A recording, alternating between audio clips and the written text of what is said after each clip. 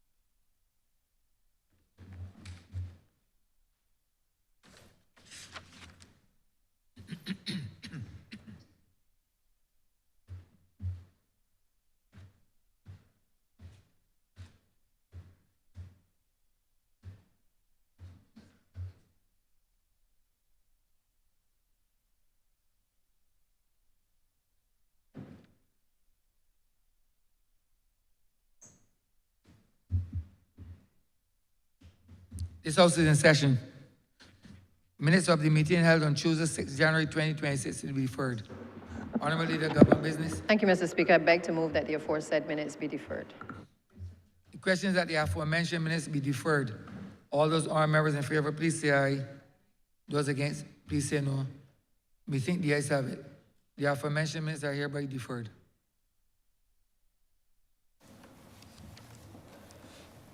Announcements by Your Honor, the Speaker.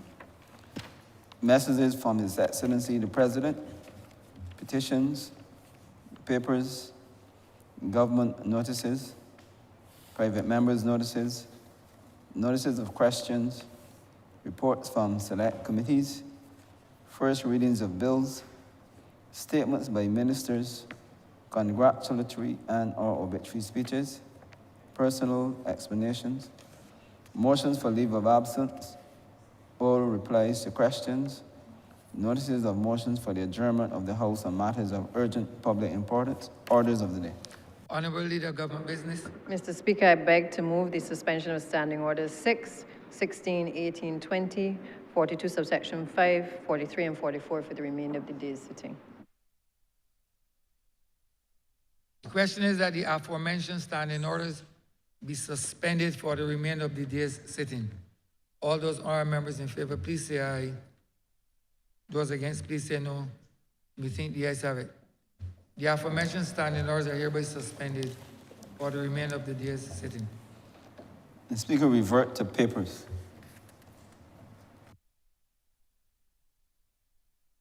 Honourable Member for St. Michael, West Central.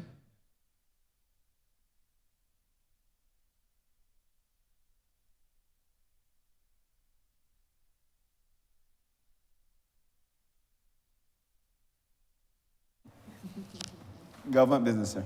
Government business is the order of the day.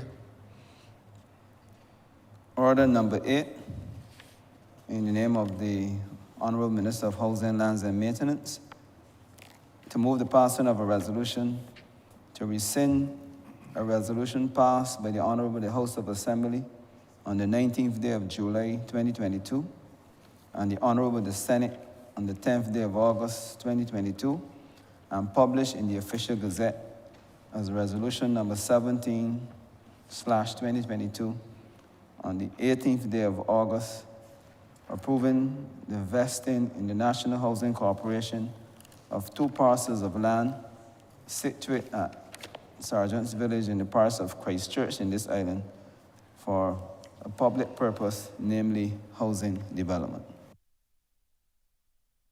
Honourable Member for St. Michael West.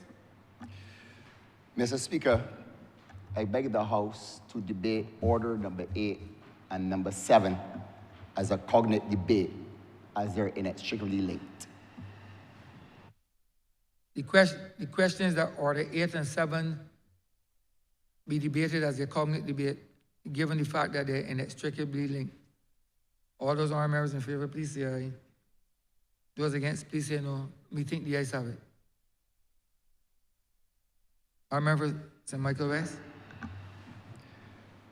Mr. Speaker, today I rise to correct our records, provide legal clarity, and advance our housing agenda.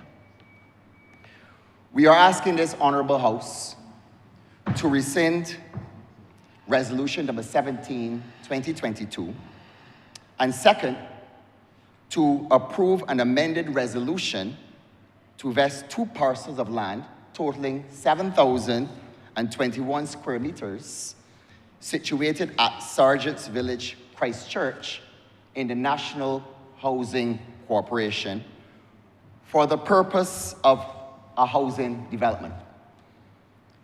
Mr. Speaker, the background of these 2 actions are that in May 2021, Cabinet approved the acquisition of 2 adjoining parcels at Sergeant's Village for housing. This action reflected government's commitment to accelerate the delivery of affordable housing for Barbadians. The Cabinet approved the acquisition of 2 lots, property of Miss Marjorie Payne and Mr. Jermaine Atkins, for housing purposes. Mr. Speaker, these parcels were surveyed and a certified plan recorded, ensuring the site was ready for development in an orderly and transparent manner. The state completed the acquisition of these parcels on December 2021. The lands were vested in the state shortly thereafter, confirming public ownership for the purpose of housing. Mr. Speaker, this has always been the strategy of this government, this parliament, and the Ministry of Housing to use state land, identify appropriate state lands to be vested in the National Housing Corporation for the purpose of housing, previously by the NHC actively participating in development. In recent times, the Cabinet has directed the Ministry of Housing through the National Housing Corporation to engage in joint partnerships, in JVs, joint ventures, to employ a more industrial approach to the building of housing. Quite frankly, sir, Barbadians cannot wait any longer for affordable housing. By employing this strategy, we will ensure that Barbadians can own a piece of the rock and that we can accelerate our programs. This particular site was identified as exceptionally suitable for low-income housing. And when we talk about low-income housing, we're talking about Barbadians who are looking for a house below $150,000, below $200,000. We're talking about gas station attendants. We're talking about those Barbadians that have been frustrated by the process. And on becoming the Minister of Housing, Mr. Speaker, this will be my sole mission to empower those Barbadians to acquire housing so that those Barbadians can have title. They can go out and get a loan. They can go and help their children to enjoy further education. This is what the Barbados Labour Party-led government is about, Mr. Speaker. So as such, this particular site has a development of 8 duplex units being erected and are at the finishing stage, Mr. Speaker, with provision for 4 single detached units, accommodating 20 low-income families when complete.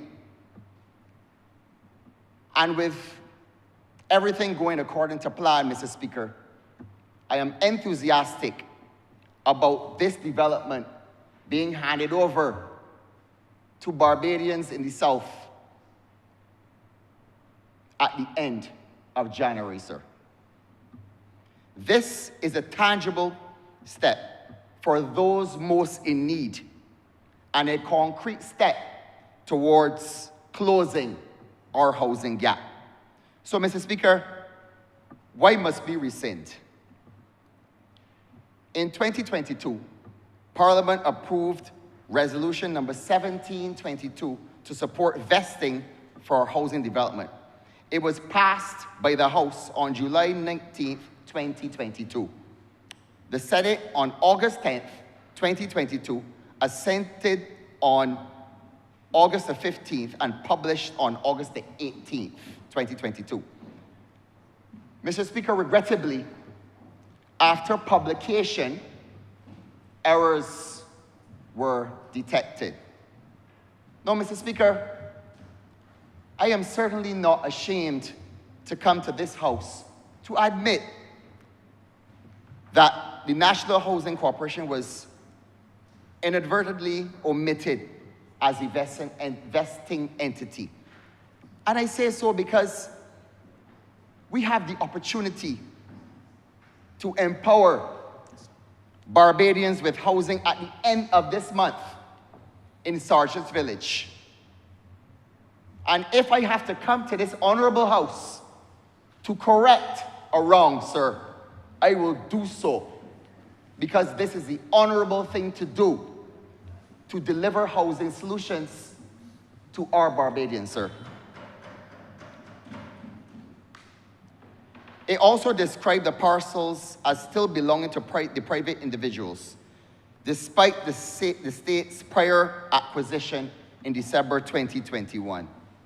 These errors create an unavoidable uncertainty and must be corrected to ensure that the NHC can proceed without legal ambiguity. Sir, it must be done, and we will do it. Actions taken on March 20, 2025, the Cabinet agreed to rescind the earlier decisions and bring forward an amended resolution vesting the full 7,021 square meters at Sergeant's Village in the National Housing Corporation, sir. The Attorney General has certified that resolution to rescind and to vest are in order to be considered by this honorable House. This step is not merely administrative, but it moves us closer, as I said before, to affordable housing, delivering quality homes that hardworking Barbadians can afford, and accelerating the pipeline of units under construction, sir. Reducing inequality, prioritizing low-income families and first-time owners. Now, this is key. First-time owners must be included in the mix. And every development that we have coming forward, whether it's at Bullings, which should be ready in the middle of this month, sir, 20 units to those Barbadians in the parish of St. James. Sir, I hope to have these openings coming one after the other. I look forward to delivering these solutions and also to include in our social housing program what we call rent-to-own. This rent-to-own program will be included in every development. And I am pleased to say to this honorable House that you don't have to bring a mortgage certificate to get a rent-to-own. That is not our intended target market. This social program is intended to help Barbadians that are working but cannot necessarily get a mortgage certificate that will allow them to get into a home on a normal basis. So this is very important that we employ this strategy.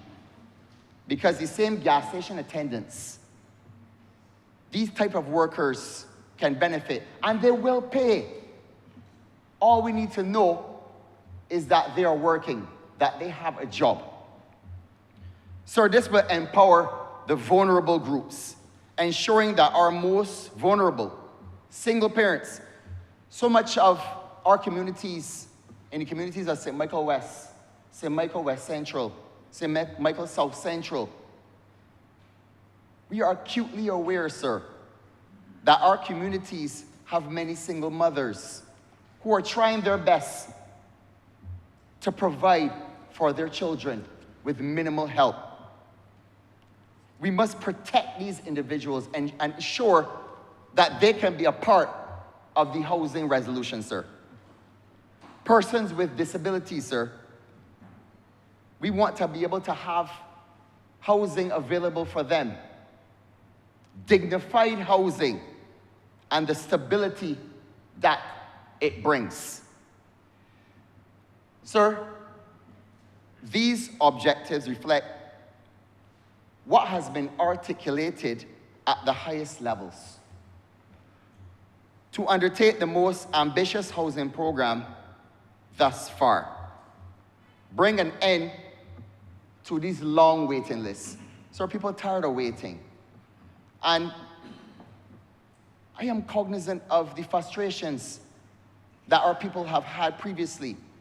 And while we look forward, sir, I am looking in the rearview mirror as well, because we will not leave out Barbadians in the housing estates. As such, the Ministry of Housing, Lands and Maintenance will undertake a tremendous strategy to repair roofs, making sure that our housing estates have the required resilience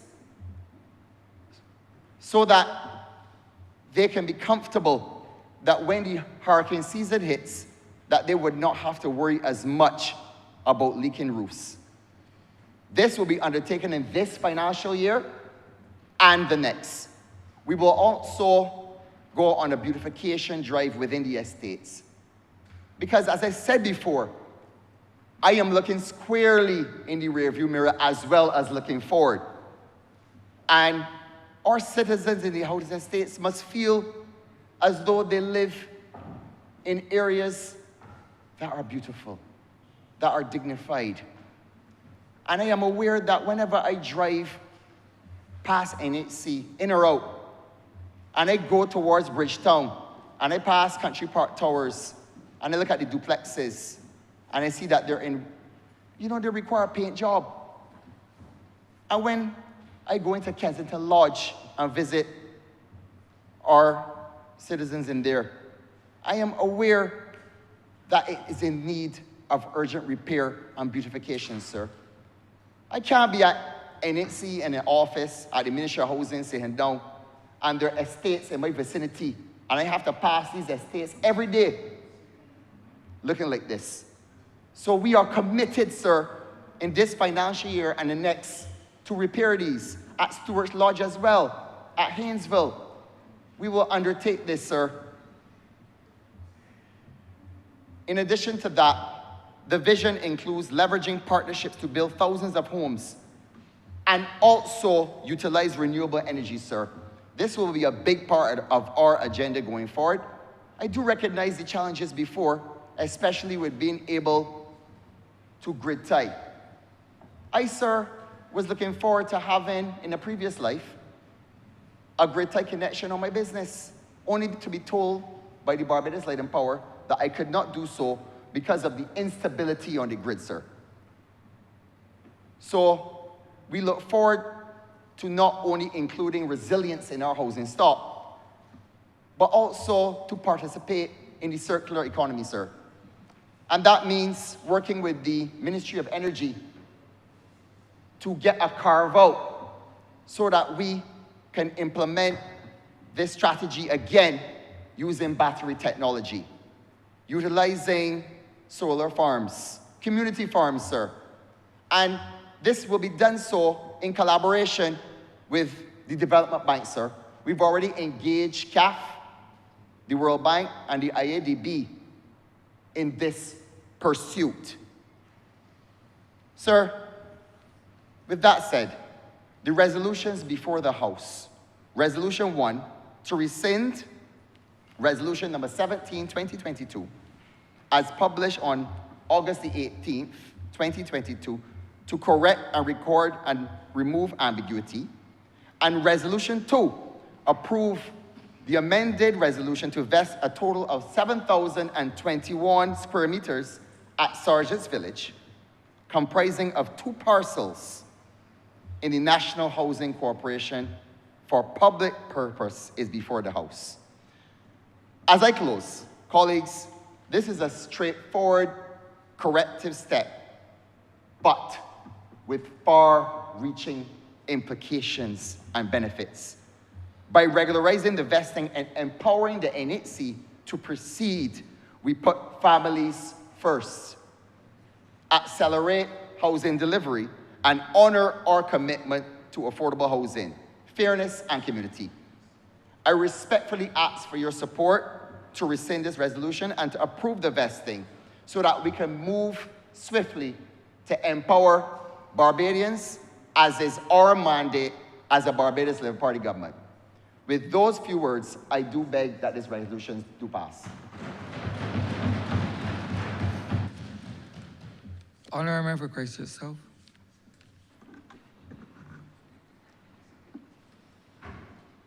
I'm obliged to you, Mr. Speaker. Good morning. As you are aware, sir, I listen to everything that is said in here, including the prayer. And I'm always grateful to the chaplain for the prayers that he offers. And this morning's prayer was one of those that really lifts the spirit.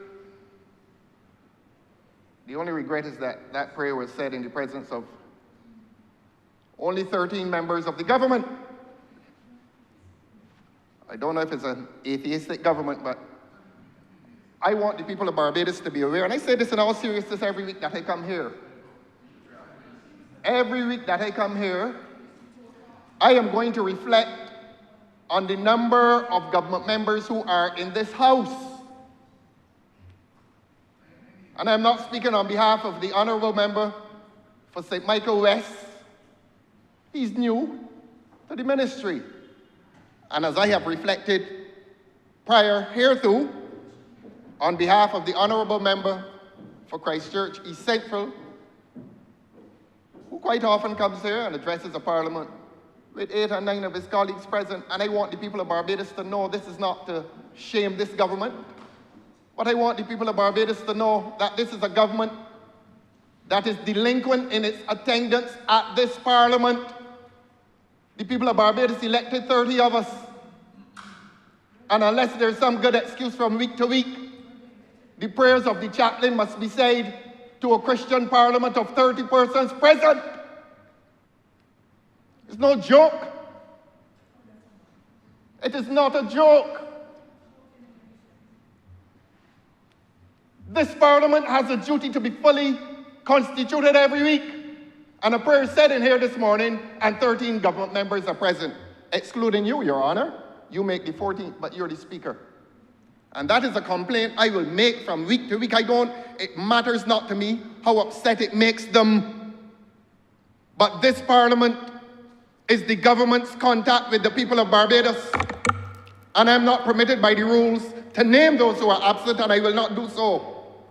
But I'm going to insist every week until they call the election, which is now inevitable because the government has lost its stamina to run this country, every week. And every time I begin a speech, I am going to reflect on the number of the members that the government is sending to this Parliament in breach of its covenant with the people of this country to speak to the people through this Parliament. The people of this country are not attendant at cabinet meetings. They are attendant here with their ears. And when those prayers are said, more than 13 ought to be in here. I've seen this Parliament start with 9 government members. Perhaps the numbers are improving. Mr. Speaker, please. Honourable member. The honourable member continues to mislead this honourable chamber. I believe that the honourable member himself should remember his tenure under the Labour Party for more than 5 years, where he never came to this honourable chamber, sitting at the back with me. Honourable member, please have a seat. Take your place. Discipline is the order of the day in this honourable chamber. Mr. Speaker, sir, the honourable member sat at the last chair seat, and I sat next to him for more than 5 years. He never came to this honourable chamber, Mr. This is not a point of order. This is not a point of order. I'm not putting up with foolishness anymore in here. This is not a point of order. Honourable member for Christchurch South. Mr. Speaker, sir. History of my attendance. What? This is not a point of order. Honourable member for Christchurch South. Mr. Speaker. Honourable member for Christchurch South. Mr. Speaker, sir, thank you for... Honourable for St. Thomas, please, hold on. Thank you, sir. Honourable member for Christchurch I South. respect every... Sorry. Honourable member for Christchurch South. I determine what is the point of order. As Continue, it honourable pleases member. you, sir. If you can't come in, I can say.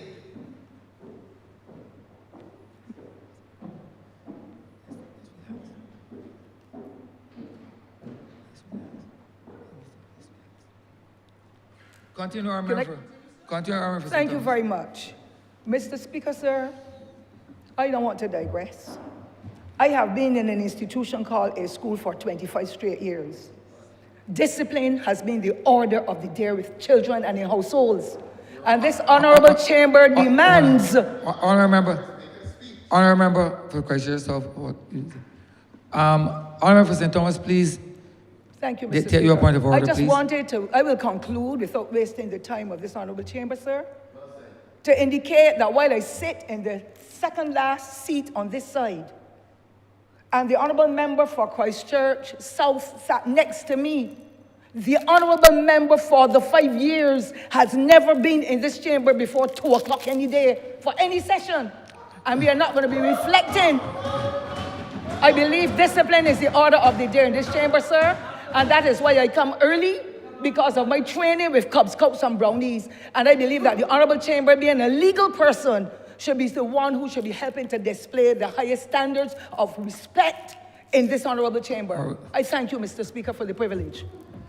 Continue, honourable member for Christchurch. Thank you. I'm sorry that I ruffled. I'm sorry that I ruffled the feathers of the Cub Scout and the Brownie in here. All right, continue, honourable member, please. Thank you. The point is made, though. The point is made. The people of Barbados now know that this is a delinquent government. Not only is it a lazy... Honourable member, please stick to the resolution before this chamber. Yes, please. this is all introductory. Please. They're embarrassed. Honourable member, please stick They to are the embarrassed. They are embarrassed. Not only are they lazy, but they're delinquent. And I haven't spoken about incompetent. You're going to hear me today. Put on your seatbelt. Put on your seatbelt. Honourable members, please speak to the resolution before this chamber. I don't care who grumble. I don't care who grumble. Sit and hear me today. In your numbers, depleted as they are. Never sat next to her yet. Honourable member, please resort to the resolution before this chamber. Now, I will come to the resolution proper. I was merely introducing to the public of this country how this parliament is treating the people of Barbados. That it seems that attendance here is optional. It is not optional. Honourable member, I am honourable member, on the resolution. Please speak to the resolution. The honourable member for St. Michael West came here this morning. It is one of his earlier. Now, sucking of the teeth is the ultimate.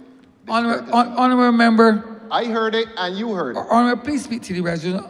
Please. I don't know which of your ears is the better one. If it is the right ear that is better, I'm sure you heard the sucking of the teeth. Honourable member, please speak to the resolution. Please. No, wow. Y'all are ill-mannered.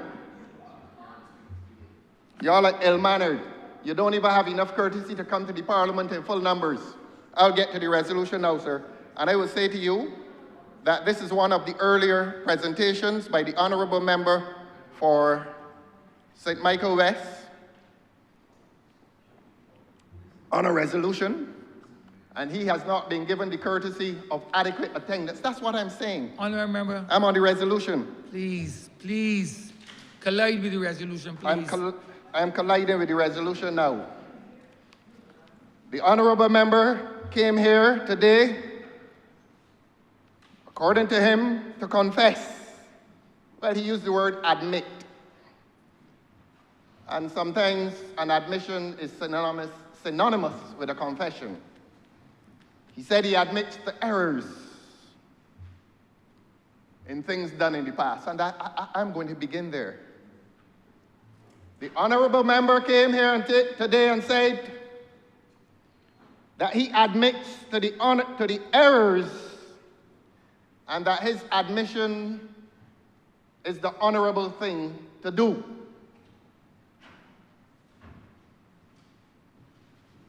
He will not answer no, but it is incumbent upon the honourable member for St. Michael West to say to the people of Barbados who committed those errors in his confession, what are those errors?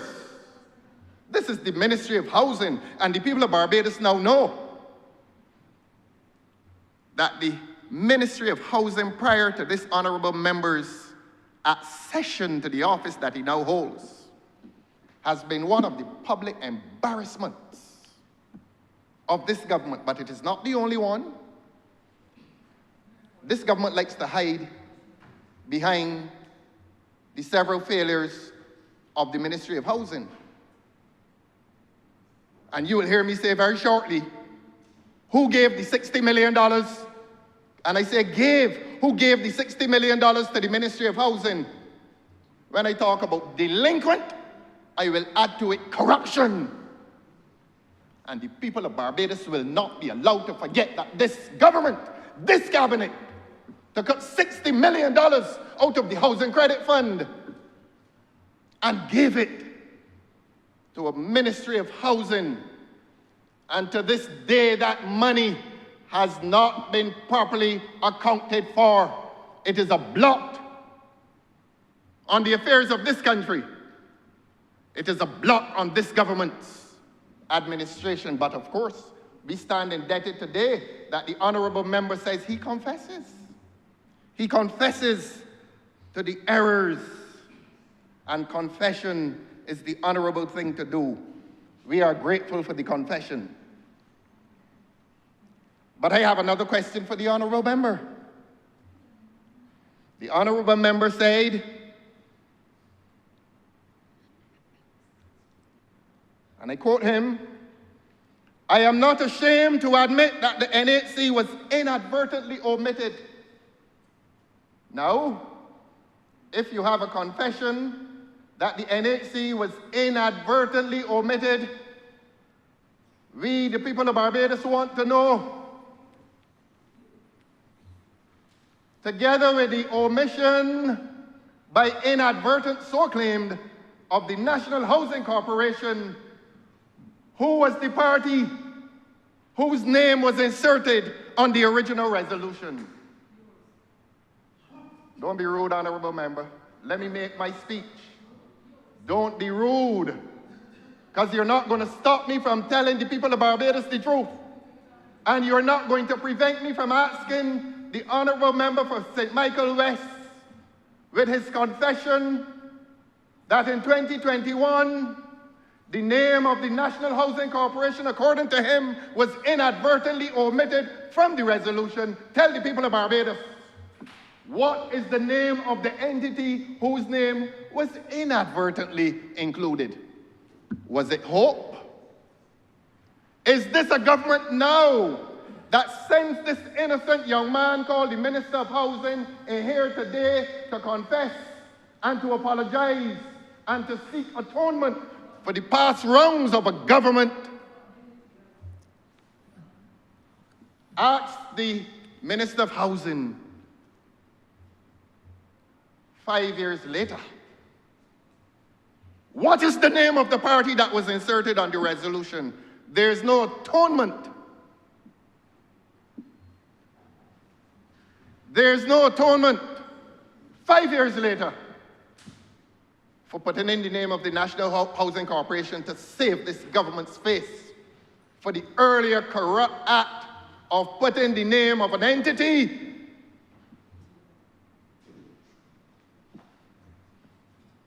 which, in all the circumstances and in all the events that this country has seen, an entity that now must stand condemned for having squandered the monies of the people of this country, $60 million. And the word squandered is a very gentle verb. There's perhaps another verb, but I'm going to give the evidence. And I'm going to let the jury of public opinion decide whether this government is guilty only of squandermania or whether there is a more serious charge. Your Honor, I ask you to appeal to the Honourable Member for St. Thomas to let me say what I am saying in silence, according to the rules of this House. Let me say what I am saying in silence. We have had a confession in here this morning, we have had an apology, and we have had a statement of what the Honourable Member claims is honor. The honor of confession, the honor of shame. I'm going to ask the question again on behalf of the people of Barbados. This government, a few years ago, there's a history to this. This government a few years ago was making redundant the National Housing Corporation, that's a fact. The name of the National Housing Corporation was being routinely, systematically, and methodically and deliberately removed from land acquisitions in this country in favor of an entity called Hope. In the proved scandal of Hope, this government is now reversing, quietly reversing from those scandalized entities, because it is not only Hope. It extends to the millions of dollars in equipment that rusted in the grass at 6 Roads. And I'm going to give larger context by way of anecdote. Yesterday, don't mind saying this, and I'm going to say it, tighten your seatbelt. I'm going to give you a long flight of this government's corruption. Oh, wow. You're going to hear it today. You don't want to hear about this government's corruption? You call in an election, call it. Yesterday, I went to a place called Poulan in St. John. Who wants to get nervous about that? Let them get nervous. I went to a place called Poulan in St. John, Your Honor.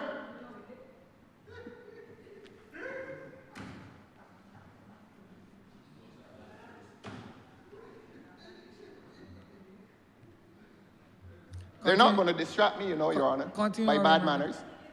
And I am not going to appeal to you to ask them to show some courtesy. That is a discretion you have, whether you exercise it or not. They're not going to distract me.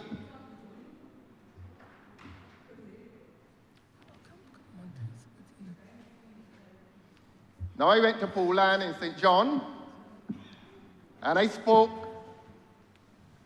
not only to residents, but I spoke to homeowners at Poulan. And those homeowners have built houses on lands conveyed to them by the National Housing Corporation on or about the year 2013. Treat the years as being significant. On or about 2013, some of the residents of Poland in St. John, I think it is number 1, had lands conveyed to them by National Housing Corporation, and it stands to reason, Your Honor, that if the National Housing Corporation in 2013 or thereabouts had conveyed lands to those present landowners, that the lands had been originally vested in National Housing Corporation. The point needs to be made again that it has always been the policy of past governments in this country, when dealing with public lands, to have those public lands transacted by that entity called the National Housing Corporation.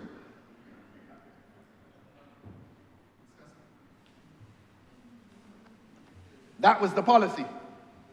And perhaps that gives justification to the confession that we heard in here this morning, and to the statement he admits, the honourable member admits to the errors. And confession is the honourable thing to do. I agree with him. On the other side of the road, adjacent to what is called the woods at Poland, stands a testament to this government. Stands a testament to this government and a testament of this government. A set of unfinished structures. I'm not going to call them houses. They are without roofs. They are without roofs. They are a blot on the landscape of St. John. The people of St. John told me that the lands on which those structures stand used to be agricultural lands. Potatoes and yams and all kinds of agricultural produce used to grow there. This government came and planted some concrete on those lands. And there's grass growing up through the structures. You understand, Your Honor? Up to now, I haven't called them houses. Up to now, I have not called them houses. But, Your Honor, I present that anecdotal evidence as evidence of the contrast between this government and past governments. Those persons at Poland are comfortably resident in the houses that they have constructed over the last 15 years, conveyed by previous governments and conveyed by the previous government. They can calculate who was in office in 2013. And those houses went to persons who had grown up on the other side, literally on the other side of the road. Because you had a government that was genuinely in the business of enfranchising the people in the parish. It was not done in association with political gerrymandering, which is corrupt. This government doesn't like to hear the word corrupt, and every act of this government, according to the good judgment of the people of Barbados, can be reduced to a corrupt act. The people who live in those houses at Poland used to live literally on the other side, in houses under which their navel strings are buried, and the last government enfranchised them with lands conveyed to them by the National Housing Corporation, and they live there now in dignity. And when you use the word dignity, contrasting with that is the word indignity. And it is a public financial indignity what has happened on the other side of the road. They can stay in their rooms and see this government's corrupt act of constructing. Point of order, Mr. Honourable Speaker. member for St. Joseph.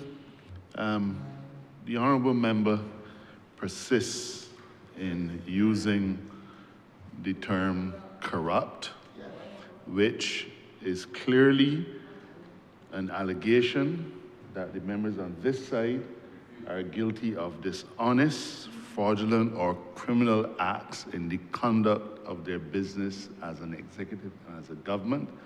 It is clearly in breach of the standing orders, and they ask that he be required to withdraw that comment. Point taken, honourable member. I have not accused anybody of stealing anything. And if the honourable member makes contact with his dictionary or other literature, which this government obviously avoids, he will understand that corruption involves the abuse of power. And I am alleging that this government has abused its power at every turn. And those unfinished structures at Pool Land with the grass growing up through them stand as evidence of this government's abuse of power. Who likes it or who don't like it can protest. I can conduct a guided tour for this government all over Barbados. And we will see evidence of abuse of power. If the Honourable Attorney General does not like the use of the word corrupt, if he turns red in the face when I use it, well, he's going to leave here today pink. Because I have some more allegations of corruption to make. While welcoming the former Minister of Housing, take your seat, son. Take your seat. Honourable member, you're not in a position to, please, you're not speaking. You're speaking to the chamber, not to any members entering this chamber. Guided, Your Honour. I want you to ask, though, Your Honour, the Honourable Member for St. Thomas to calm down. Calm down, keep quiet. With your permission, I've only made comments toward you, sir, through you, sir, in relation to clarity. Yes, I would like the honourable member for St. Christchurch South, in his allegations of people being corrupt in here, to tell the members and the people of Barbados about the 141 Honourable member, is not a point of order. Honourable member is not a point of order, please. It's not a point of order, honourable member. It is not a point of order. Continue, honourable member. I so thank you for that ruling, sir. It is not a point of order, Honourable Member, through you, sir. Honourable Member for St. Thomas has now been told it is not a point of order. Tighten your seatbelt. Honourable member, please. Honourable member, please resort to the resolution. To the resolution. And the resolution deals with compulsory acquisitions in this country. And I know, sir, today you're not going to stop me as long as I'm dealing with compulsory acquisitions. And I have told them tighten their seatbelts, because this is a long flight in an exposition of this government's infelicities over the last number of years, certainly as it pertains to compulsory acquisitions. They can get nervous, they can get uncomfortable. I came in here last week and used the term lame duck. Your Honor, that is not a term of insult. That is a term pertaining to status. After the election in the United States, the president stays on for November, December, January, and until the inauguration of the new president. During that period, he is called a lame duck. Honourable member, I'm quite aware of that. Thank you, sir. So I knew you would agree with me that the term lame duck is not a term of insult. And so if the honourable member for St. Thomas, is a lame duck, let her flutter in her final days. I said it here already, that if you kill a duck or a fowl and you get away while the neck is Honourable off, member, you will flutter, please. but Honourable member, please. So she's about to die. Honourable member, please. Politically. Honourable member, you cannot refer to any honourable member here as she either. Honourable member, you cannot. That is not in keeping with the standing orders. Honourable member for Christchurch South, and you are fully aware of it. I need for you to withdraw those remarks, honourable member. I consider, to do what, sir? To withdraw, you cannot refer, first of all, you can't refer to our member she. No, It's totally that was not That's intended. and about flattering, etc. That is not appropriate. about Flattering, that is not appropriate. Right, I am flattering, honorable member. It is not appropriate, honorable member. Fluttering is a term used Honorable member, in relation to a foul, whether a yard. honorable member, that is not appropriate. Honorable member, I know not only that you know better, not only that you know, honorable, you need to sit when I'm speaking. Oh, yes, yes. Honorable member, I know that you know better, right? And I know that you know the standing orders of this chamber. I haven't been here since 2018. And I know that you know how to also abide and comply with those standing orders. Please do so. Please do so. I'm obliged to you, sir. You know, what is interesting is that in the last 2 years, I have never experienced a moment of fear here. You know, I am so lucky that the numbers in here are depleted from week to week. If the numbers in here were large, I am lucky that the numbers are not large. They keep interrupting me. Honorable member. And the noises don't scare me. Honorable member, please. Honorable, please, just deal with the resolution, honorable member. Not as it relates to any quantum of members, etc. Please, just deal with the resolution. These rabbits never scare me yet. Honorable member, please. Honorable member, please deal with the resolution. And I want the opportunity to make this speech in silence. That is a request that I'm entitled to make, and it is conduct that the other side must display. Honorable, That while I'm speaking, even if what I say troubles them, they have a chance to speak when I'm finished. Honorable, please continue. Thank you, sir. Please continue. Thank you, sir. You heard George Street? Honorable member, please. Honorable member, on more than one occasion, I have told you,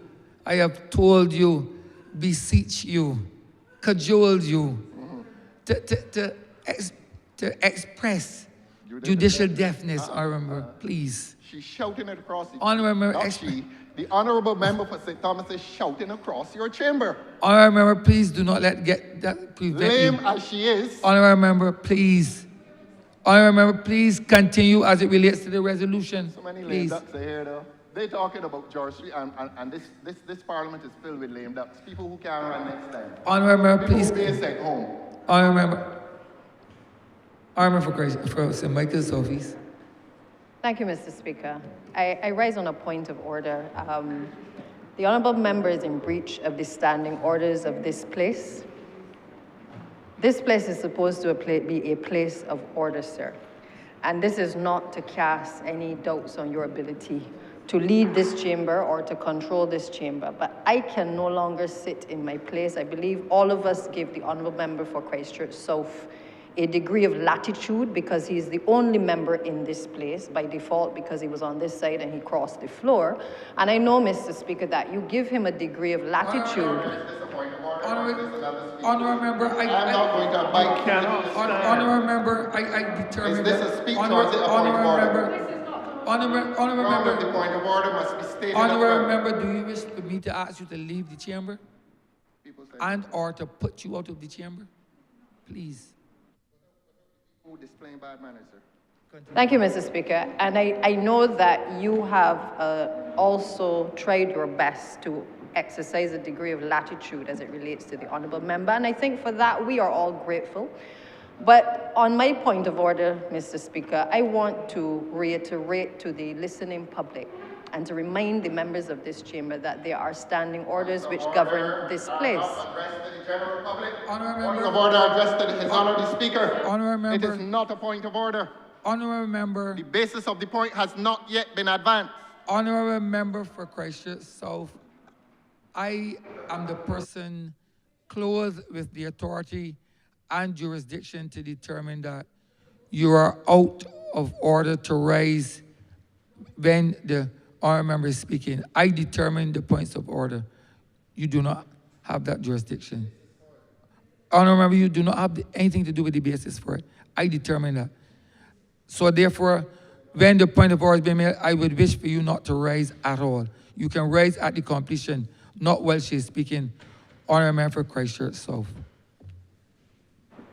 Thank you, Mr. Speaker. I would wish, therefore, to remind the honourable member through you that the standing orders are meant to govern this chamber. They have been there from the inception of this parliament with amendments over the years to allow for members to be heard when they are speaking, to allow the speaker, when he is interrupting a member, to be able to be heard in silence. Mr. Speaker, the behavior that we are seeing exhibited in this chamber is unfortunate. And I would want the honourable member to be reminded of the standing orders that you are to be heard in silence, that the imputing of improper motives on other parliamentary members of this place is out of order and a breach of the standing orders, that using offensive and insulting words in this chambers towards another member is also a breach of the standing orders of which he is a member, which he should be well aware of.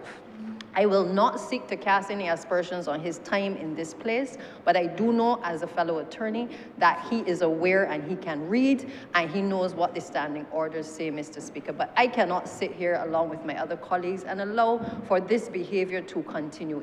There are, from week to week and even today, aspersions on whether members are in this place and whether they are elsewhere. There are genuine concerns sometimes by members where they are unable to be here and they have ministerial portfolios that they also have to attend to, Mr. Speaker. I know the honourable member has not held a ministerial portfolio, so he will not appreciate and understand that while the good people of constituencies sent us here, there are also matters that this administration and its leadership has to attend to from time to time that requires it to be out of the chamber. That is not information or discourse that is fit for this place, sir. Members are not here from time to time, and that is it. And they come into the chamber, they make sure that they make a quorum for the benefit of the public. A quorum is all that is required for a sitting of this place to begin. And therefore, you will see members from time to time moving to and fro in and out of this chamber. Whether they have to go to the bathroom, sir, I don't intend to make a speech. But, sir, you have the power to put the honourable member out of this place. And I know you feel constrained. But there are rules which must govern this place that we have all signed up to. We cannot continue to set bad examples, not only to each other, but also to the public. We do not always agree with what he has to say, but we do listen. And we do allow him the opportunity to speak, and I would hope, sir, that we can allow the honourable member for Christchurch South to continue his discourse in this chamber in accordance with the standing orders of this place. I'm obliged, Mr. Speaker.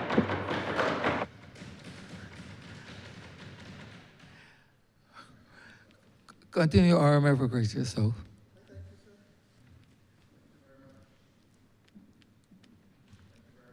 And you resort to the resolution, honourable member.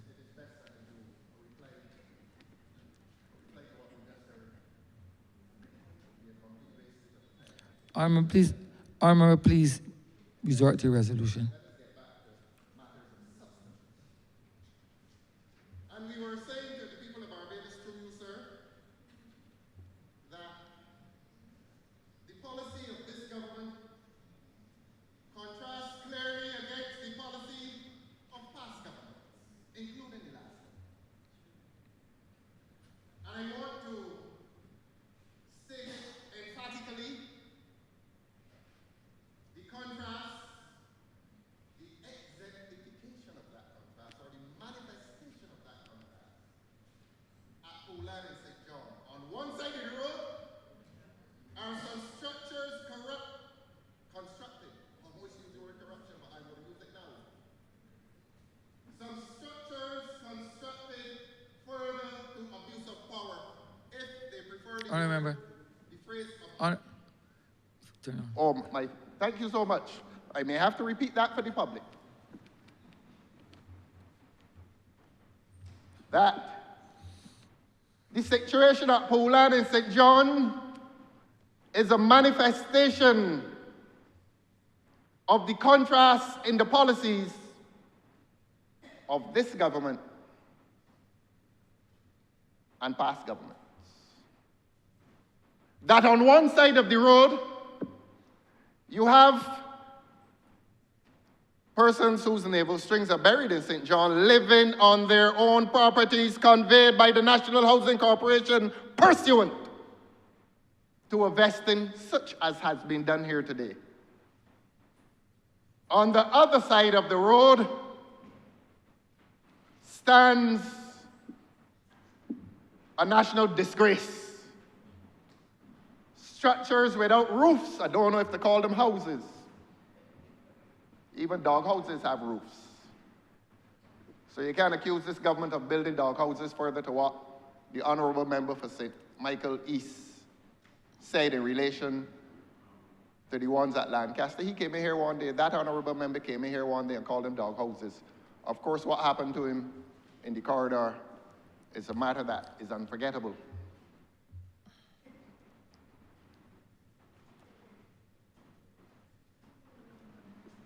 The point made is this, that on the left side, driving up Poole, is evidence of corruption, abuse of power,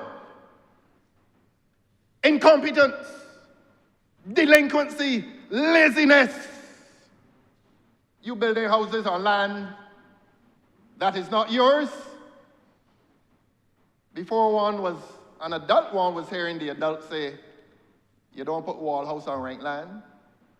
You know, this government, this omniscient government, this government that wants the people of Barbados to call them bright. They put wall houses on lands to which they did not have title, and we are supposed to come in here and call them bright. And we are supposed to come in here and say that they have not abused their power, synonymously with the word corrupt. That is what corruption often is. Sometimes it is putting people in positions to the disadvantage of others. That too is corruption. And this government has a long list of corrupt practice. And we need not repeat the disgrace at Newton today.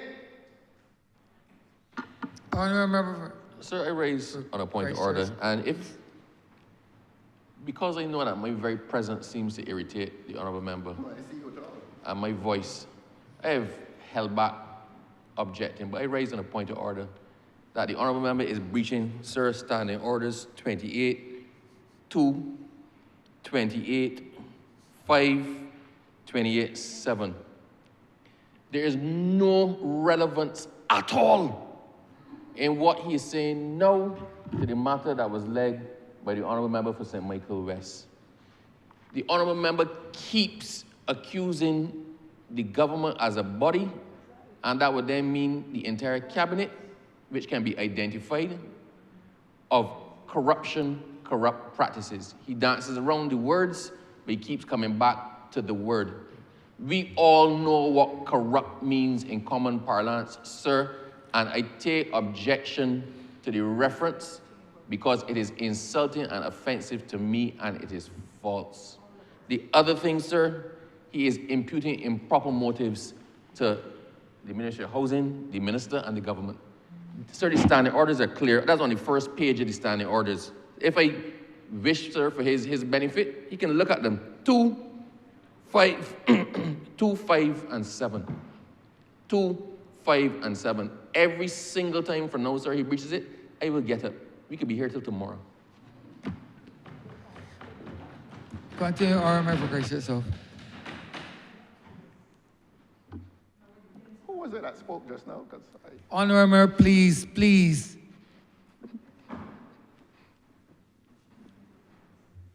Refer to the housing resolution, Honourable Thank you, Member. sir.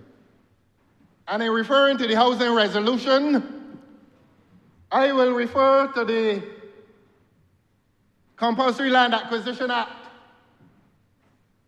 which gives the power for this resolution today and gives the power to all acquisitions in this country if a speech is now to be circumscribed to prevent me from making reference to the Compulsory Land Acquisition Act, well, I'm very sorry.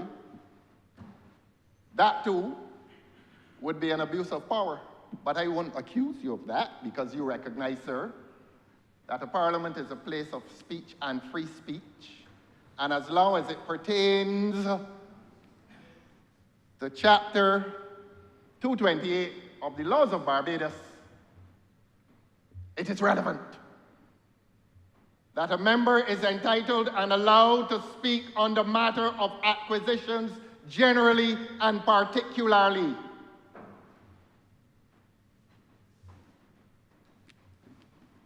I come back to what I was saying, sir.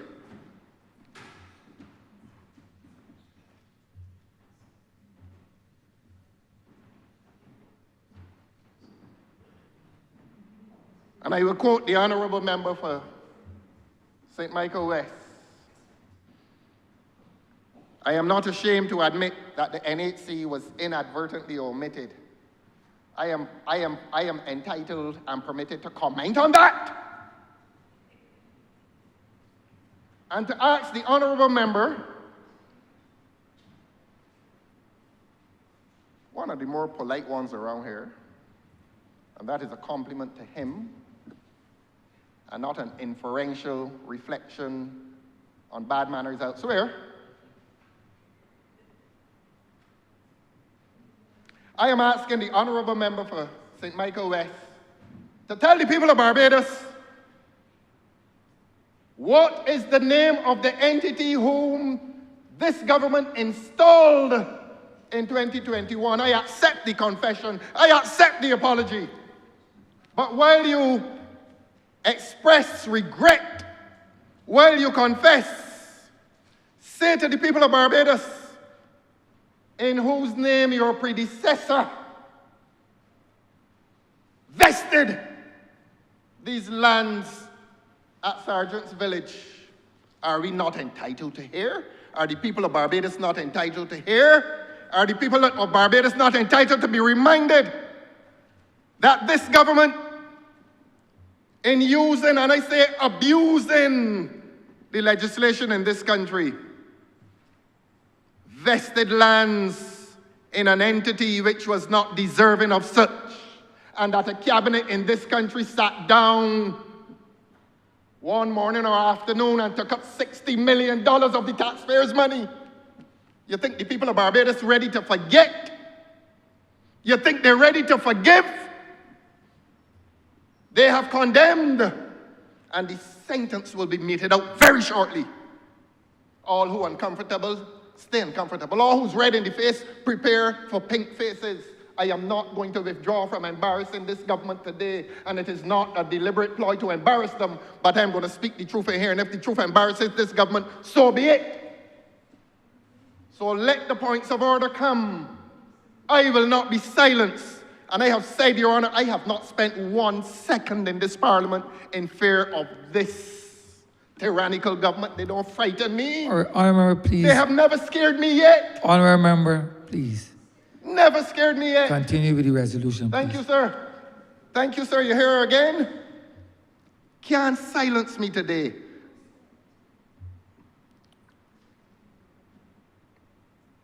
So tell the name, was it hope? Was it hope? It was hope, in which government vested about 20 acres of lands at Hanson Hill and gave 20 to the National Housing Corporation. In other words, there was a competition carried out by this government between Hope and the National Housing Corporation. This government was in the business of making National Housing Corporation redundant. And government was doing that because government wanted to enfranchise, and not only enfranchise, but enrich private individuals in this country who got $60 million. Where is it? Where is it?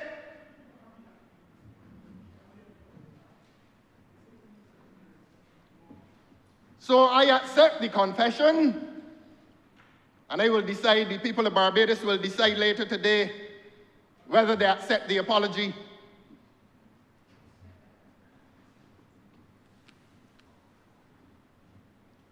So that what is happening here today is a withdrawal from what I say is a corrupt practice. And it turns out to be corrupt, Your Honor, because the $60 million has not been accounted for.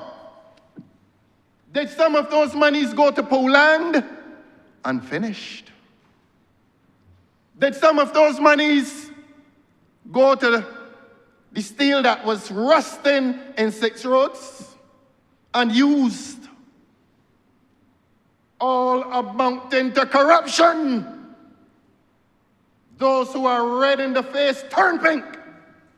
I am not withdrawing from that allegation today nor tomorrow. Not withdrawing from it. And what I say here today, I'm going to say in the public domain, but it must be said here today in front of a red-faced, embarrassed government.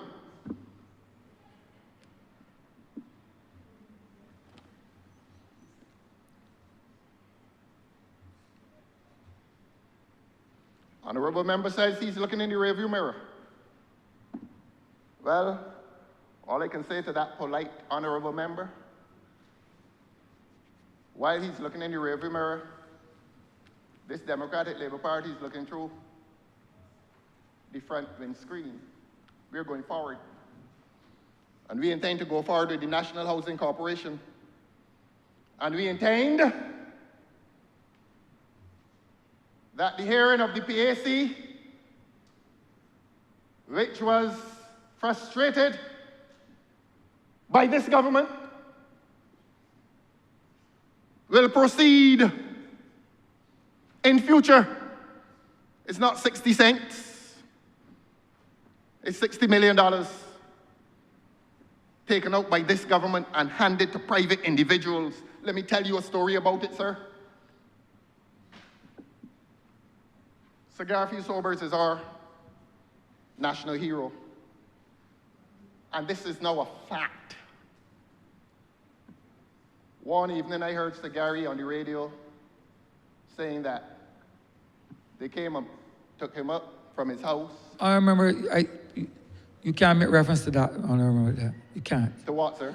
A story on the radio, etc. I is not see, permitted. I see, okay. It's not permitted, Honourable Member. All right, I wouldn't make reference It's not to the story on the permitted. radio. What I will say is what I know. But it's not permitted. That they at the same Lancaster, they named a road after Sir Garfield Sobers. They named a road at that corrupt acreage after Sir Garfield Sobers.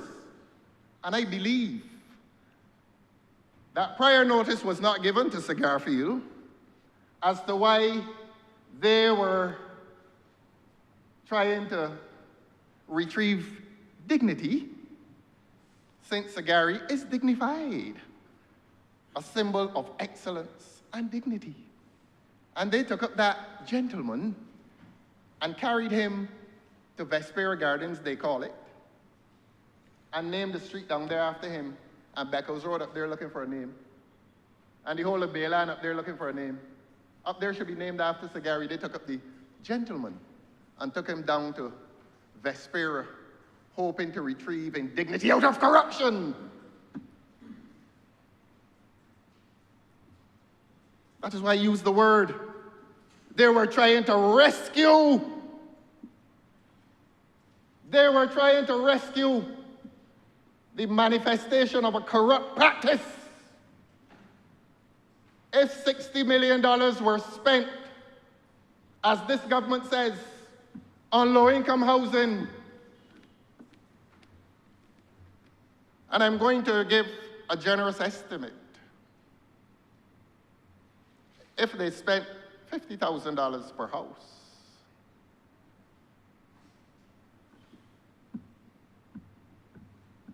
they would have had, is it 1,200 houses, sir? And if you put an average of 5 persons in each house, 6,000 Barbadians would have been housed. for that $60,000 spent by government.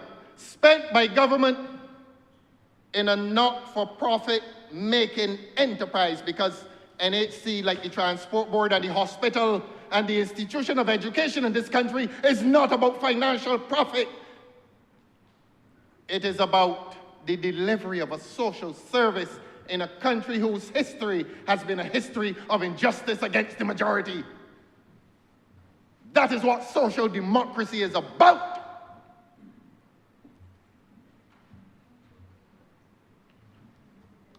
And so thousands of Barbadians are out of housing this morning, so it is fine. I accept the honourable members' newness to the office. No doubt meaning well. Haven't insulted him once, and I will never insult him in here nor anywhere. But on the question of property and housing, the pun is probably intended. He is... The honourable member, not he. The honourable member, yes, thank you, sir. The honourable member, and genuinely honourable too, is holding an inheritance. And the honourable member's inheritance, is that of a ministry that has not covered itself in glory. If you read Macbeth, the concept of the poison chalice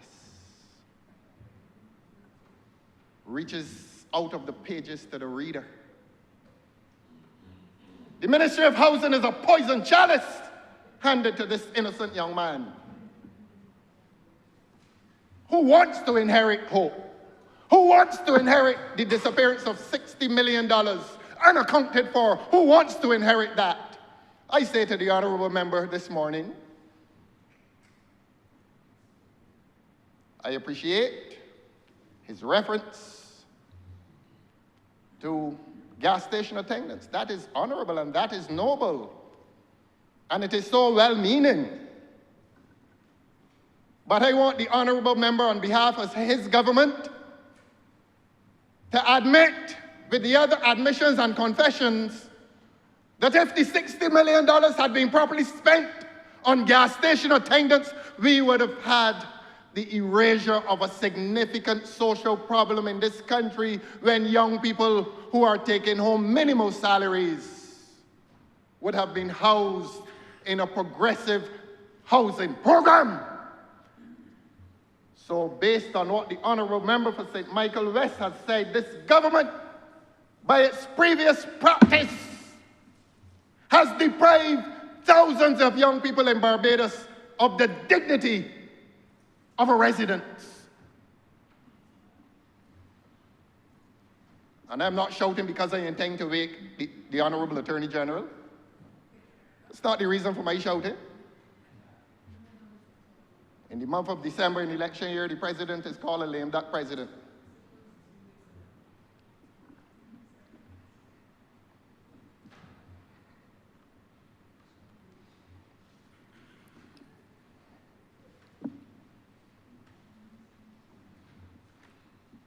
I come back to quotations from the honourable member as he spoke this morning.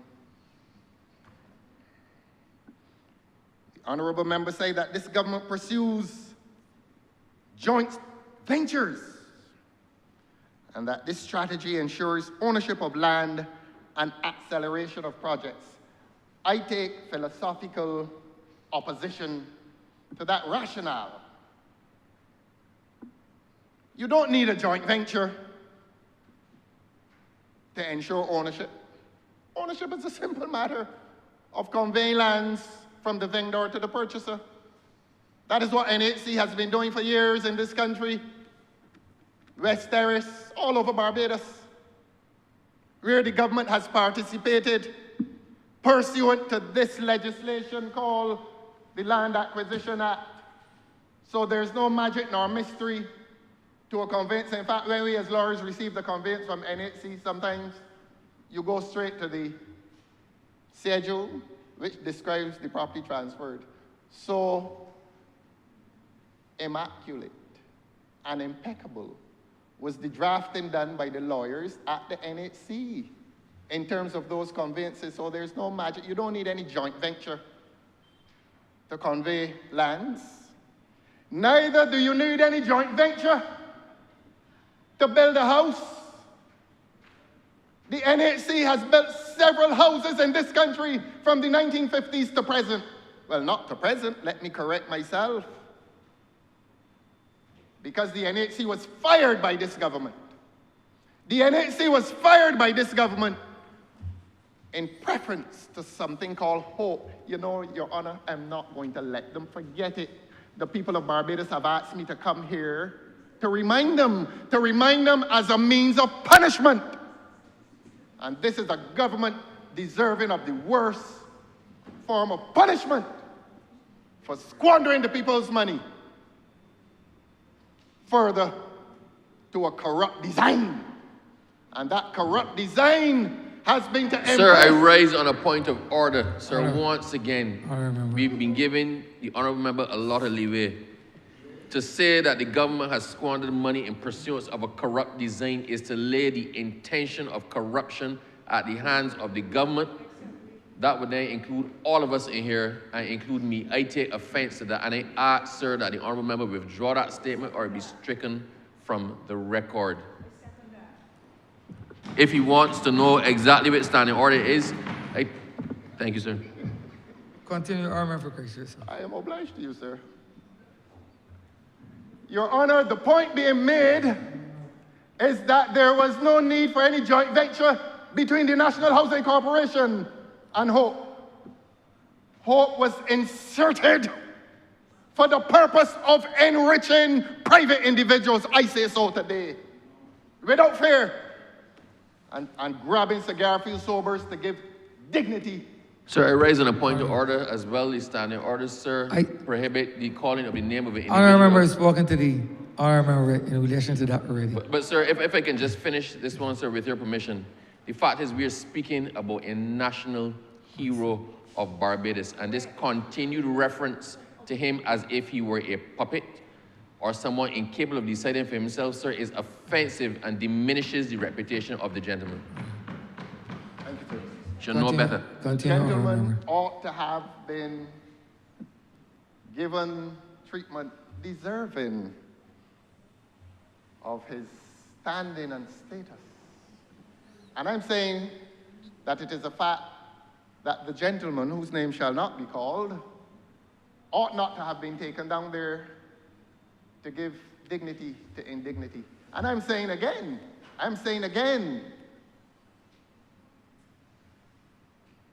that Vespera Gardens could have proceeded without the participation of Hope. And the honourable member for St. Michael West stood up in here this morning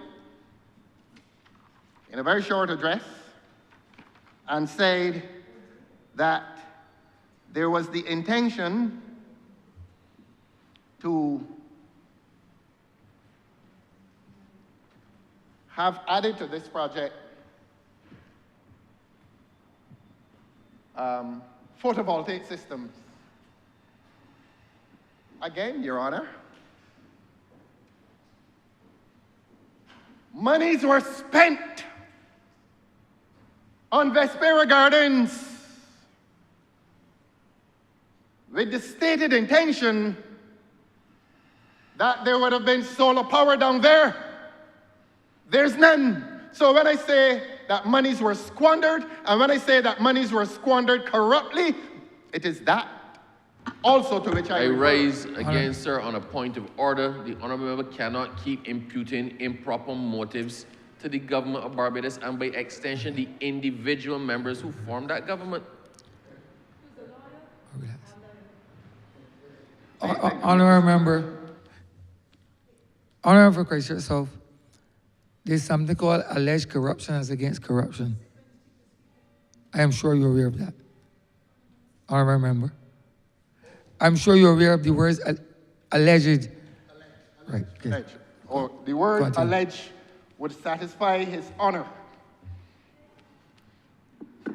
The standing orders, honourable member. Continue. Well, if the people of Barbados prefer to hear the phrase alleged corruption, well, the people of Barbados will join me now and amend these pleadings. We are suing this government. We are prosecuting this government today. We are drawing an indictment against this government. A political indictment that alleges corruption. A word you love, sir.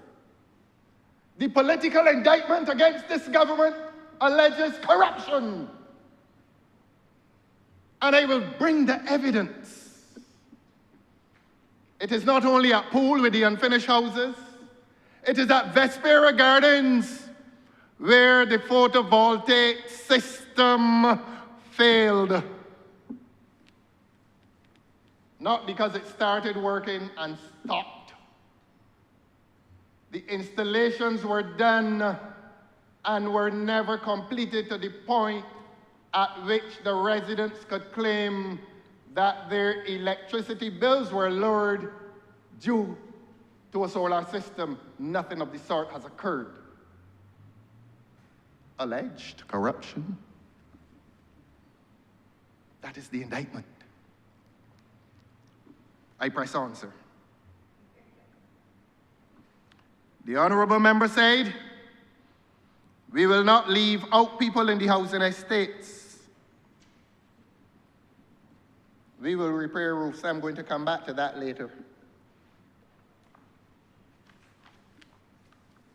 Let me come back to the honourable members, the earlier parts of the honourable member's speech.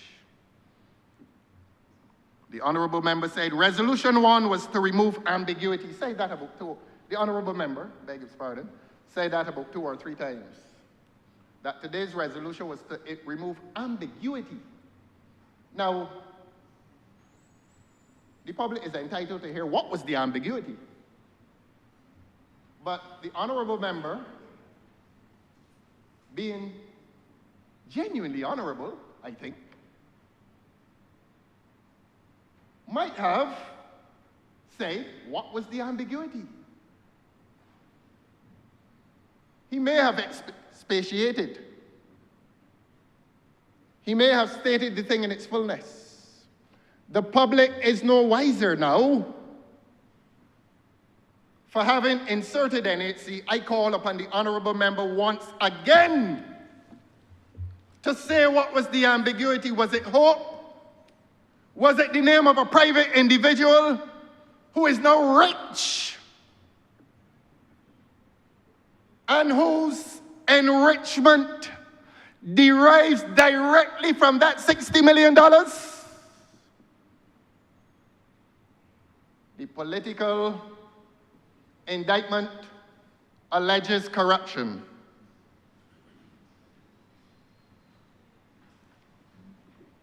Somebody got rich off the $60 million and then drive a stroke up to today.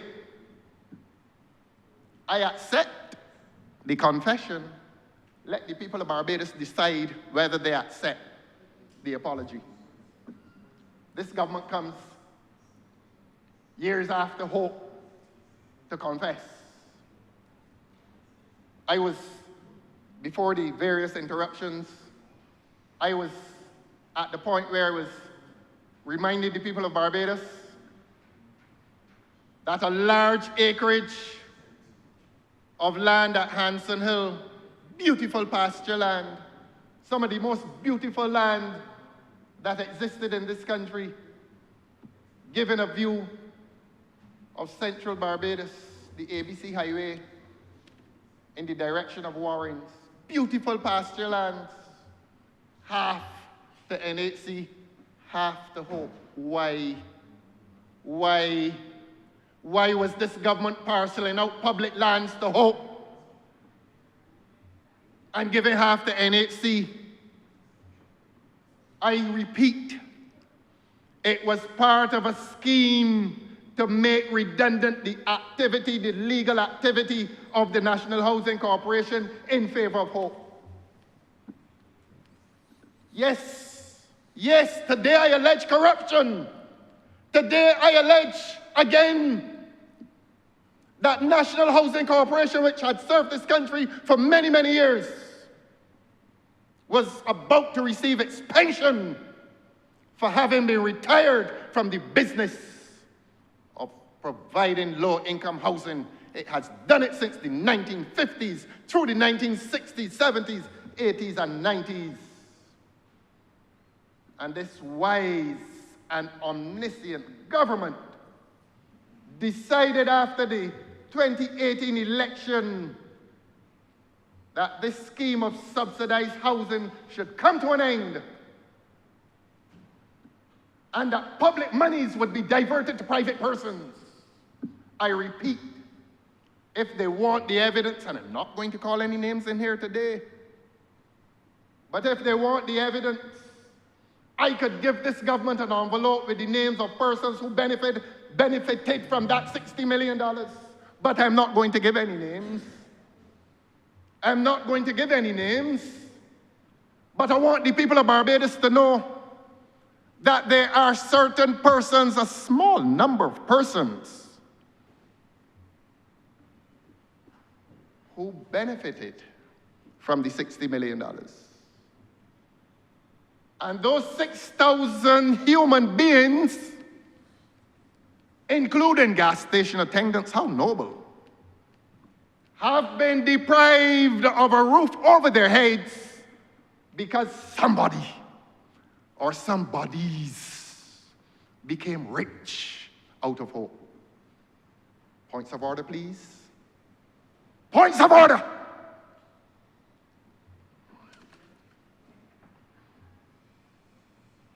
I come to Section 3 of the Land Acquisition Act. Look, this minister, I say, read Macbeth. He's inherited a poison chalice. The honourable member has inherited a poison chalice. And if there's any criticism, and it really is not against him, he has to do what he has to do. And he has to do what he has been asked to do. And much as I accuse his predecessor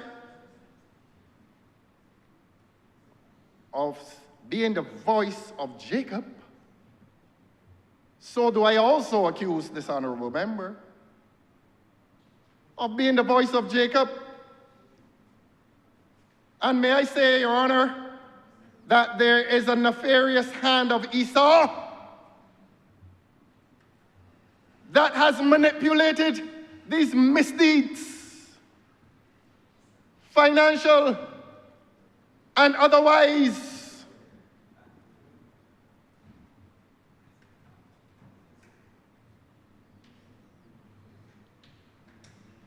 It's fine to hear the voice of Jacob, but don't be distracted by the voice of Jacob. It is the hand of Esau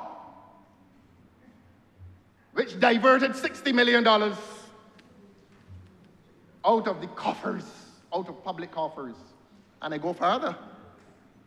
One member rose to question my charges contained in this political indictment. It stands as a matter of fact that the cabinet of this country voted for and gave approval to the sum of $60 million payable not to the National Housing Corporation, to Hope. And they tell me not to use the word corruption. I won't any longer. I will use the phrase allegations of corruption, further to Your Honour's direction.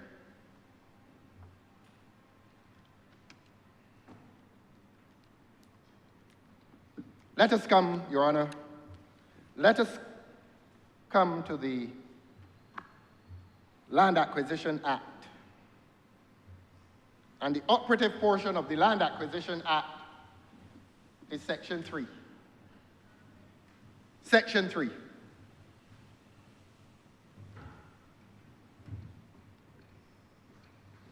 And so, Honourable Member for St. Michael West now will learn, on the cusp of an election, that he has been handed a poison chalice called the Ministry of Housing, and that he has inherited Jacob's original voice, and he will learn that the hand of Esau continues to manage public funds in this country in a way that betrays the interests of persons who wish to acquire houses at subsidized rates. Section 3 of the Land Acquisition Act. I read it, sir. Whenever it appears to the minister that any land is likely to be required for any purposes for which the Crown is authorized by any act to acquire land, or for any purposes which, in the opinion of the minister, are public purposes, a notification to that effect shall be published in 3 successive issues of the Official Gazette and of a daily newspaper in Barbados, under the hand of the permanent secretary to the minister. The minister there, of course, is the Minister of Housing and Lands.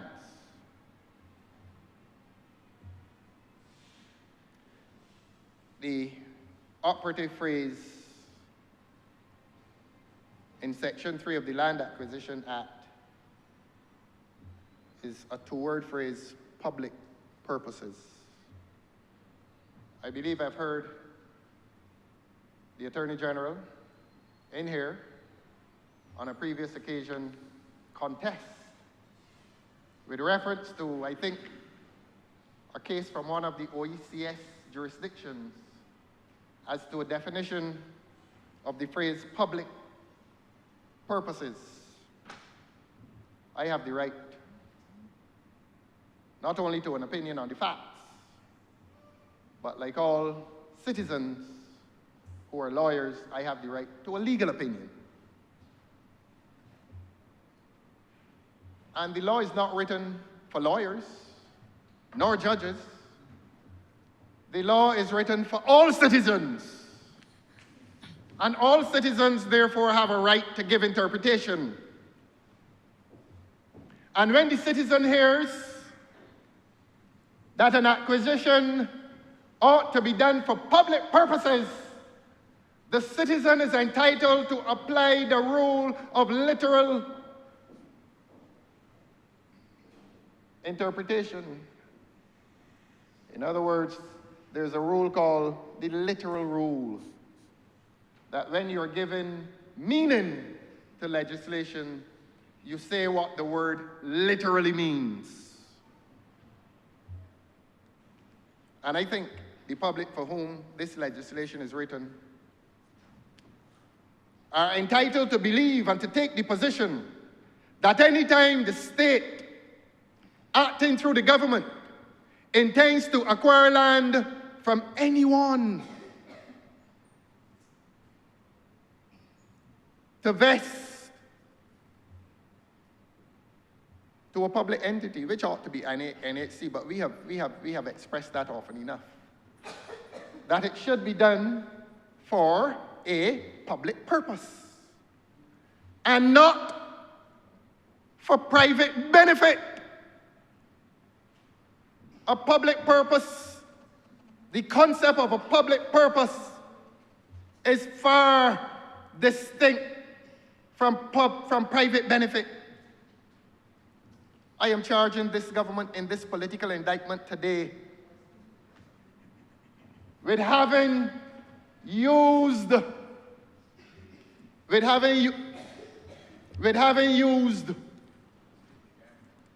and abused the laws of Barbados, which empowers the government to acquire lands for public purposes, and the abuse resides in this government practice of acquiring lands for private benefit.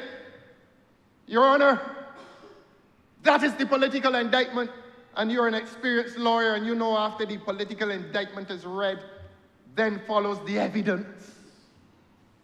Where's the evidence, Your Honor? Gem Slain. Gem Slain. Let the people of Barbados remember, and they will never forget, that this government abused the Land Acquisition Act to hand the land to vest land in a private institution, not only private but foreign. A Bajan don't have a chance around here. A Bajan doesn't have a chance with this government. A Bajan does not have a chance with this government. So when the honourable member for St. Michael West comes in here. On a point of order. Honourable member for Christchurch West. Mr. Speaker, the honourable member is misleading the House. Let me make that clear. And the first, obviously, the honourable member started about the Land Acquisition Act as it relates to Gemmett's Lane. There was no Land Acquisition Act acquired or required as it relates to Gemmett's Lane because the Gemmett's Lane land was already owned by the state. So for the honourable member to suggest a connection between the Land Acquisition Act and how it was disposed of is inaccurate, improper, and misleading to this honourable chamber. Thank you. Continue, honourable for Christchurch. Substance in here today. Honourable member, you can't. Honourable member, you are not vested with jurisdiction to determine point of order, sir. You do not have. You're not vested that authority, sir. It resides solely here. Continue, honourable member. Not attempting to preempt you, sir, but I was congratulating the honourable member for Christchurch West for correctly indicating that on that occasion, the government did not abuse its powers under the Land Acquisition Act, that what the government in fact did was to sneak in here late one night after a budget debate. On a point of order, Mr. Speaker, the honourable member is imputing improper motives on the government. This government does not sneak in here. All right, honourable member for Christchurch West. Okay. Emboldened as he is by my compliment, Continue, honourable member for Christchurch West. he has found a voice to which he's unaccustomed. He bellowed in my direction, and I was not afraid. Honourable member, please continue. Thank you, sir. And so, this whole sordid affair that Barbadians will never forget is that this government, using its considerable powers, took up lands belonging to the people of Barbados and gave it to a bank. I can shout too. And not only gave it to a bank, but gave it to a foreign bank. The gas station attendant can't get peace too. Through you, sir, to the honourable member for St. Michael West, and we can probably extend it to the honourable member for Christchurch West. A gas station attendant can't get a piece of land in this country. And so they gave the land for 8, 4, 12, 14. All right, you're doing well. Still got a quorum. They gave the land to this bank. And lest we forget, November 30th, 2025 came, and they gave this country's highest honor to the chairman of that bank. Now look, we know that in this country, these honors are reserved. They're very prestigious. People line up. People line up hoping to get a little honor. Honourable member, that has no relevance. Indeed not. Has no relevance. The relevance may be, and you will hear me, sir, with respect, that honor given is something about which the people of Barbados are guessing. What contribution has that bank made to Barbados? That within the space of 2 years of involvement in the affairs of this country, the chairman becomes honourable member, that has nothing. the beneficiary of a national Honourable award. member, that has nothing to do with the vesting of land, Yes. which is before this honourable chamber. Nothing I at accept all. your ruling, sir. I merely draw a correlation between national There's no honors. correlation between that Thank and you, any sir. order, honourable member. The debate has taken place, sir. And you have ruled. And we accept your ruling, sir. That there's no correlation.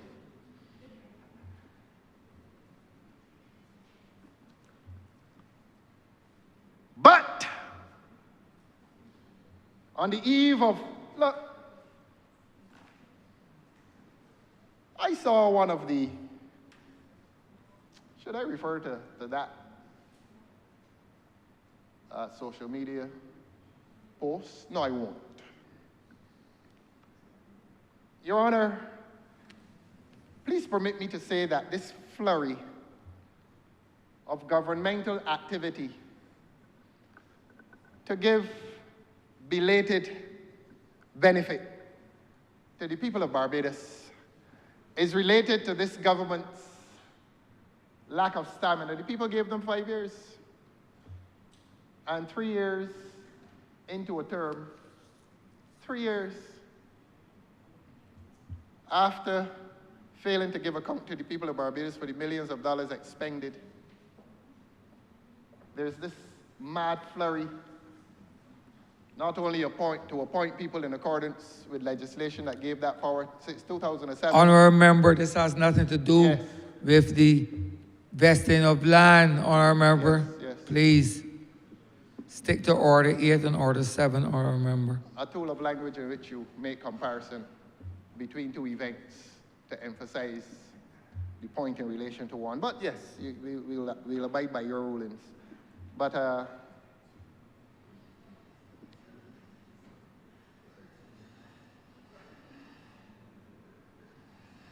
I want the people of Barbados to understand how this government is using the Land Acquisition Act. Because the honourable member came here today to demonstrate to the people of Barbados how this government is using the Land Acquisition Act, certainly as it relates to Sergeant's Village. Now, the honourable member, I believe, would have been called upon a few hours ago to sign similar documents in relation to the acquisition of lands at Bay Street. At Bay Street. This time they're using the Land Acquisition Act. And this time, the honourable member who has inherited the poison chalice has gone into the public domain to give assurance to the vendors who occupy the said lands which are intended to be compulsorily acquired by the government, that they will not be displaced. Now, something is not making sense. The government is acquiring the lands from the owner, but the tenants who pursue a public purpose of commerce with the public, they are told that they will not be disturbed. They will not be disturbed before the election. But as with the I'm raising a point of order, sir. Honourable. In relation to the particular matter on which the honourable member speaks, first of all, is entirely relevant. But even more so, it was clearly stated, sir, to correct a misapprehension in the news, that what the government was acquiring was the car park area of the property he's referring to, and not the area on which the vendors conduct their business. Nothing is happening at present, sir, in relation to where the vendors conduct their business. This has been clearly stated. It was clarified by the honourable member for St. Michael West. It was clarified by the Attorney General at some other time. It is a mischief being perpetrated, sir, and it has nothing to do, the current acquisition has nothing to do with the spot on which the vendors currently operate. That spot, actually, sir, is already owned by the government. Continue, Honourable member, for Christ yourself. Now, the honourable member for St. Michael West must be grateful for the assistance. And it is one of those rare occasions in which I will engage the honourable member who last spoke, and to remind him that the people of Barbados are not foolish. And that if this government thinks that the people of Barbados are foolish, they will have to rethink that position now. That for some good reason, this government wants to acquire a car park. For some good reason. For some very good reason. And since the honourable member has decided to engage me, ahead of the honourable member for St. Michael West, I invite him to get up and to explain to the people of Barbados why the present occupant of those lands was over the last many months, I'm going to say months, invited to receive lands at Gemmett's Lane. I'm drawing the political indictment. And the public will now be informed that that portion called car park was intended to be given to the bank. I drew a political indictment. And when you're in a court of law, sir, you hear the phrase, the truth, the whole truth, and nothing but the truth. So let us hear it today. Let the honourable member get up and deny that the government had intended to acquire that car park to give to the bank. The honourable member has advanced the debate, and I am so grateful. Let the honourable member now get up and tell the people of Barbados through this parliament, if it had not been the intention of the government to acquire that car park space to give to the bank, and whether the government had not transacted with the present occupier to receive lands in the area that the bank now occupies. Point of order, please. Point of order, come. Erase, sir. On a point of order. Yes. I have been very, very clear, sir. The stated intention in the acquisition of that land is to provide the car park for the public. As it stands now, sir, that property is claimed by another who locks the car park when they see fit, and it's a restricted use car park. The stated aim of the government is to provide continued access to one of the most popular beaches in Barbados, to develop the car park properly, and at the end of the acquisition to provide proper facilities, including bathroom facilities, to uplift the entire area. The point that was made by the honourable member is that the government was acquiring the land on which the vendors stood, and there was an imputation, sir, that we were going to stop people from operating.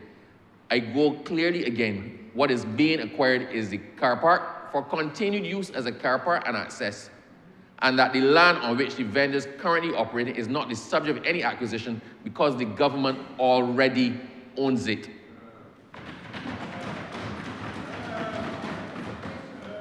I invited the point of order, and I am so pleased that the public of Barbados will now hear the further clarification. The discussion is now being advanced further. The interloper, and who do I mean by the interloper? I did not say. I'm listening to you. I'm not referring to anybody in here, No, sir. I'm listening. My ears are pricked. Your ears are My pricked, ears sir? are pricked, honourable member. Well, I wouldn't bother with the interloper out there. My ears are pricked, honourable member. I will express gratitude to the honourable member, who is advancing the debate, and I am genuinely grateful. Honourable member, right, I understand that. Yes. But if you read this resolution, this speaks to vesting, etc. You know that? Beg pardon, sir? This resolution, it speaks to compulsory acquisition, sir?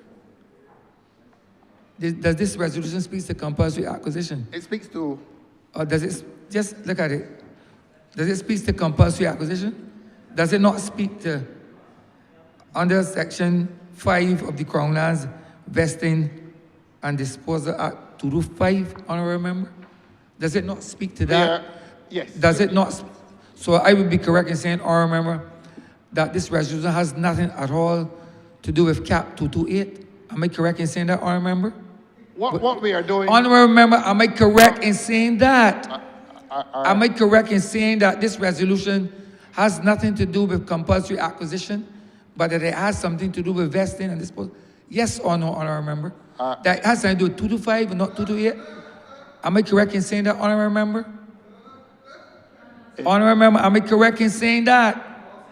I am about to ask if His Honor is interrogating me. No, but no, because a lot Because of, this is the most unusual no, turn of events. because it has to do with relevance. It has to do with relevance.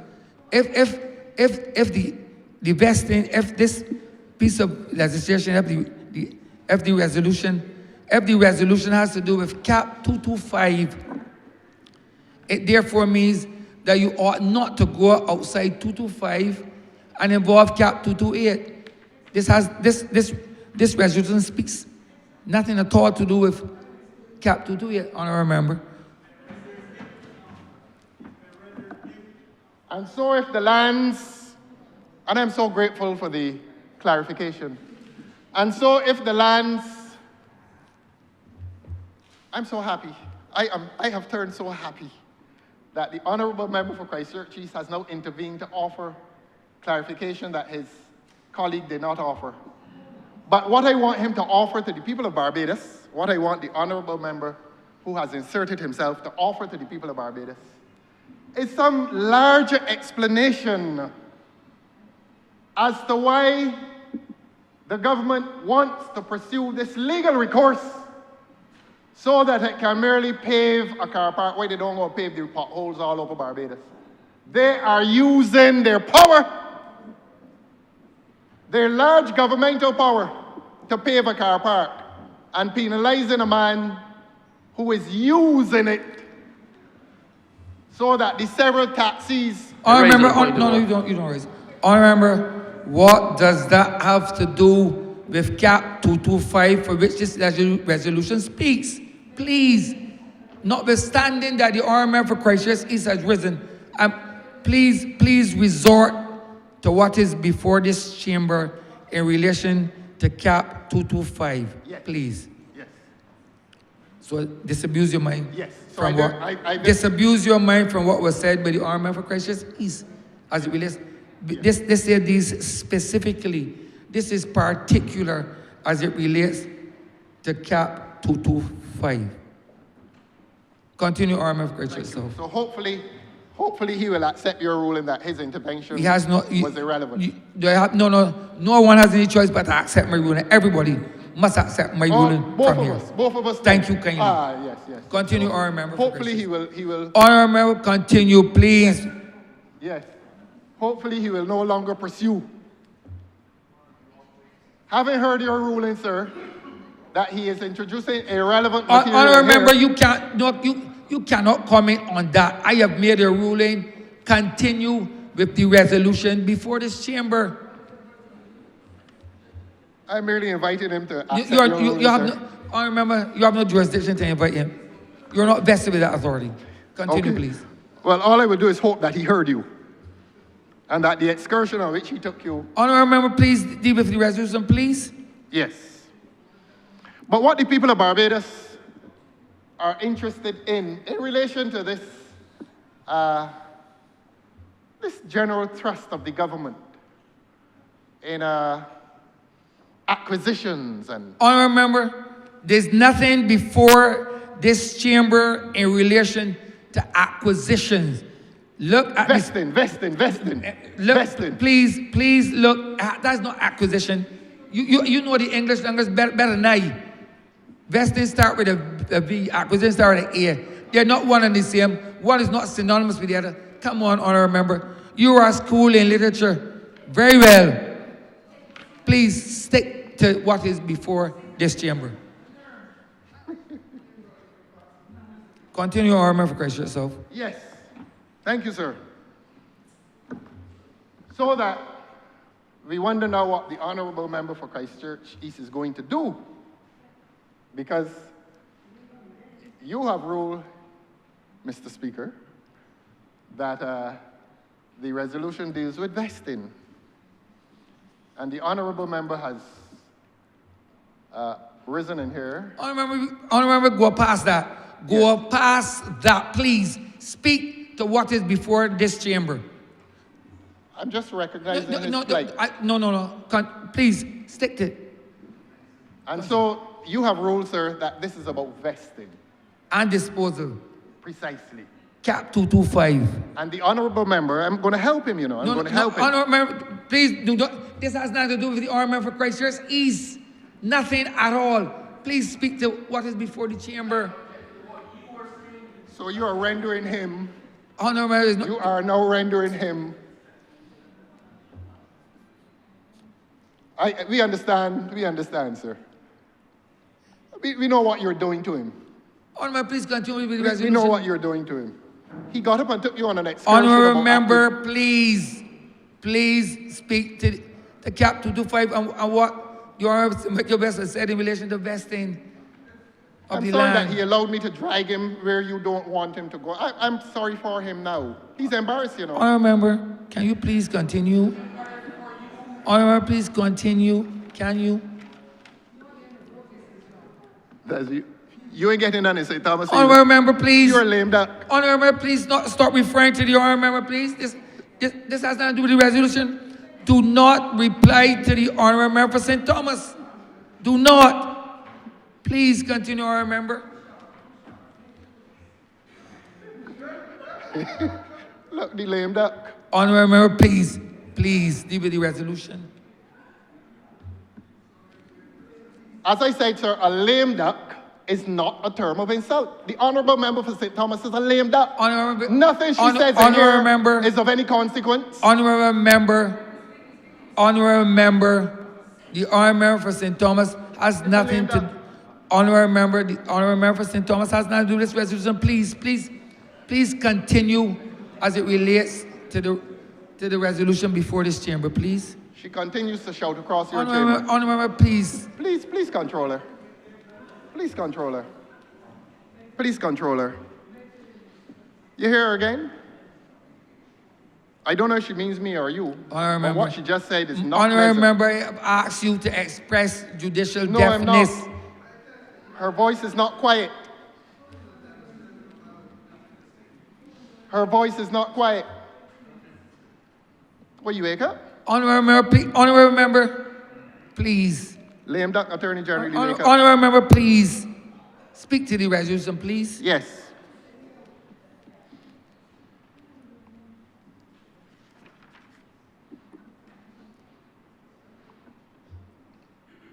So that I will come back to the address given by the honourable member for St. Michael West.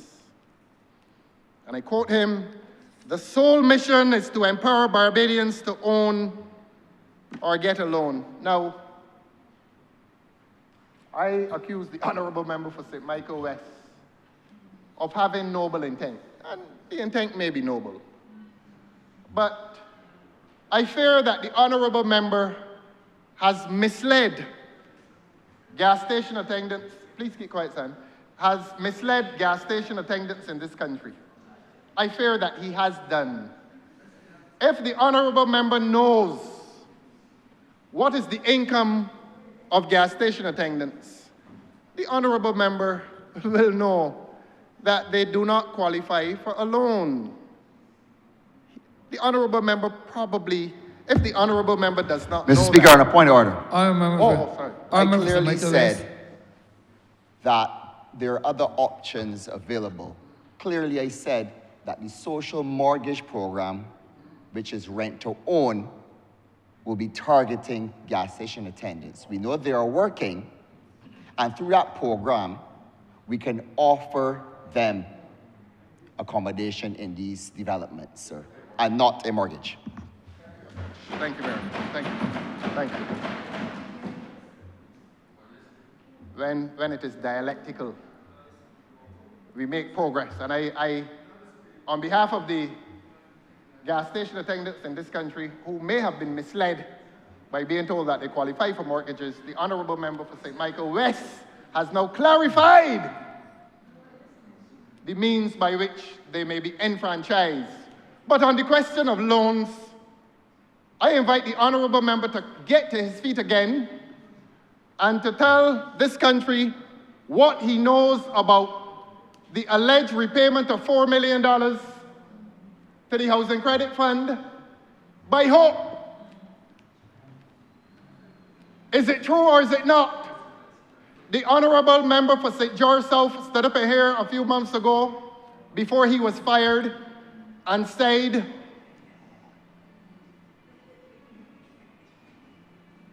where he is? He's outside. He got up in here and said, I think it was during the estimates. Honourable, you know that the honourable member is not here. Oh, he's not. Oh, I'm sorry. I'm sorry. He's not here. Continue. I'm sorry.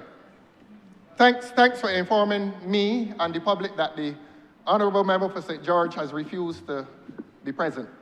Honourable member, please. Honourable member, withdraw that statement. I withdraw it. Honourable member, withdraw that withdraw statement. it. That is uncalled for. I withdraw it. You know, Honourable member, you know better. I stand up here and Honourable member, you know better. I listen to all kinds of I things. know that, but you know better. And the honourable member for St. Thomas goes non-stop. George Street and all kinds of streets. Honourable member, I will quiet her for you.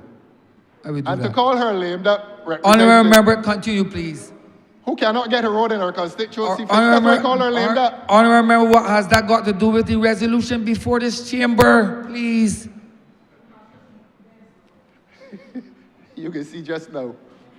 That's why you ain't got the courage to come See, back. honourable member, on one hand, you are complaining about the incursion by the army for St. Thomas. On the other hand, you are replying to her. So you are engaging her, which is contrary to the rules, contrary to standing orders. She ought not to encourage, but yet you are encouraging her to continue engaging her, and then you are complaining to the chair to intervene on your behalf. Continue, I remember. Thank you, sir. I am not going to ask you to stop the lame duck. Honourable, please continue. I'm not going to ask you to stop the lame duck. I'm used to her interruptions. Has not made. Honourable member, speak to the resolution Yes. brought by the Let us honourable speak member. to the resolution that the lame duck member for St. Thomas will not speak to. She hasn't made a speech in here for one speech in the last 3 years. Honourable member. Wasting the taxpayers' money. Honourable Can't get a road in St. Thomas fixed. that has nothing to do with this. Cannot get a road in St. Thomas fixed. Honourable member, Sir, that you are out of place. Honourable member, you're out of place.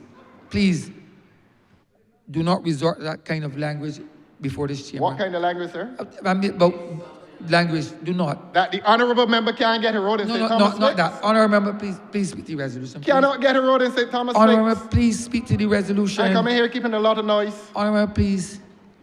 One speech in 3 years. Honourable member, please. As you please, sir. And so, this rush, this governmental rush to enfranchise people,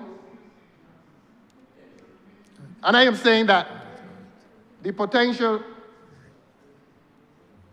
Continue, honourable member, continue. I suspect it annoys you as well. No, member, continue, I honourable member, suspect it annoys you as well.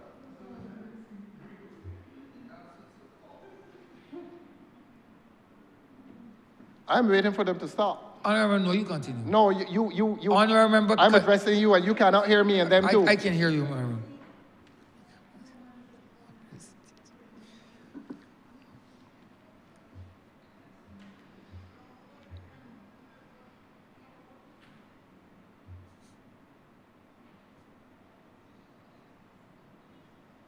Good.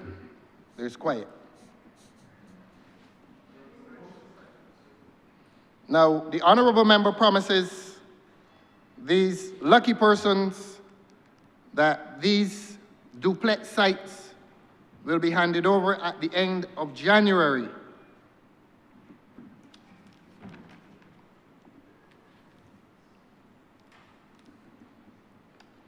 Yes. And then the honourable member went on to say, we will not leave out people in the housing estates. We will repair roofs. Now, I want to say to the honourable member, through you, of course, sir, that the problem of housing in what he calls the housing estates is not a problem of roofs. It is a problem of inadequate repair, and it is a problem of space.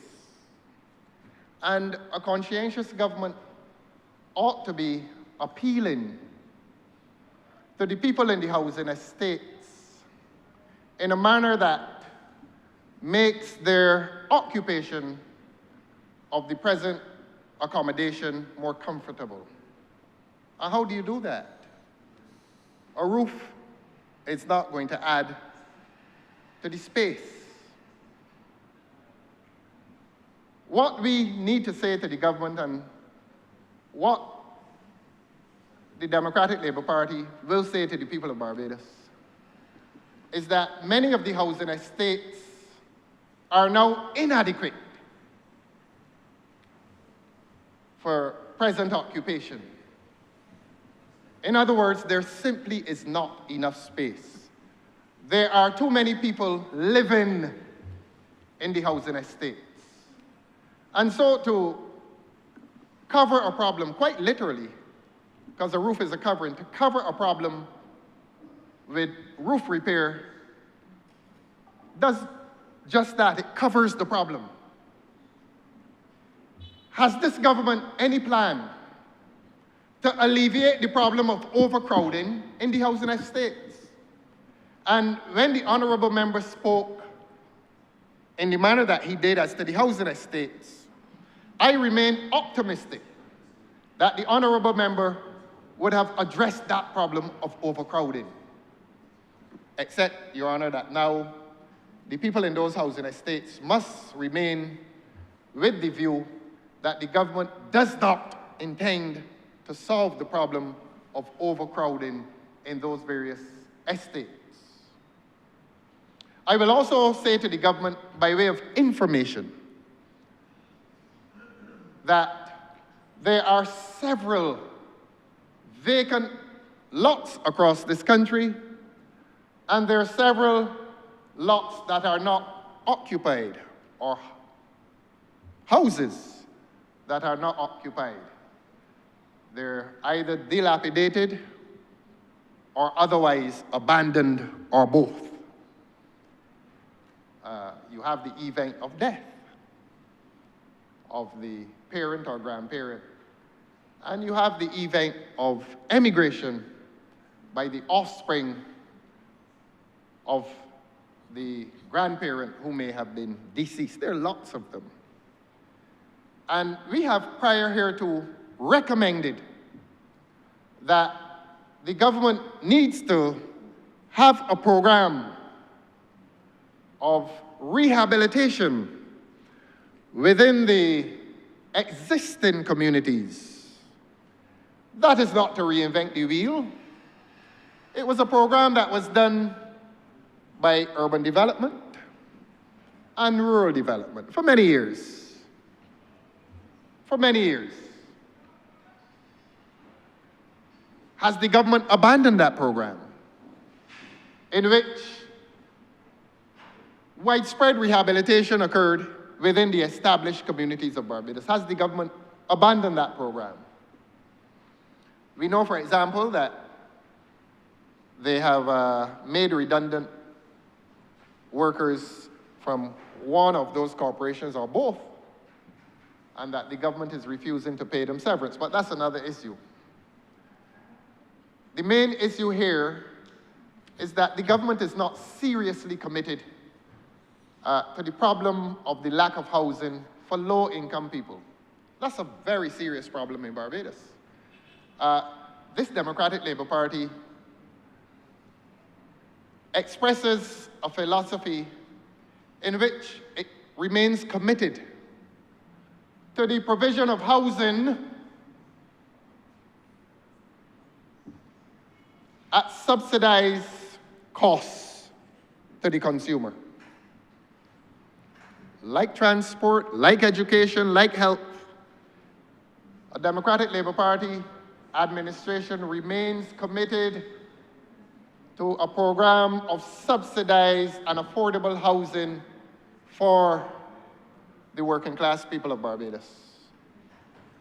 I ask through you, sir, the honourable member for St. Michael West, to disclose this government's record over the last 7 years of famine in relation to the provision of subsidized housing for working class people in Barbados.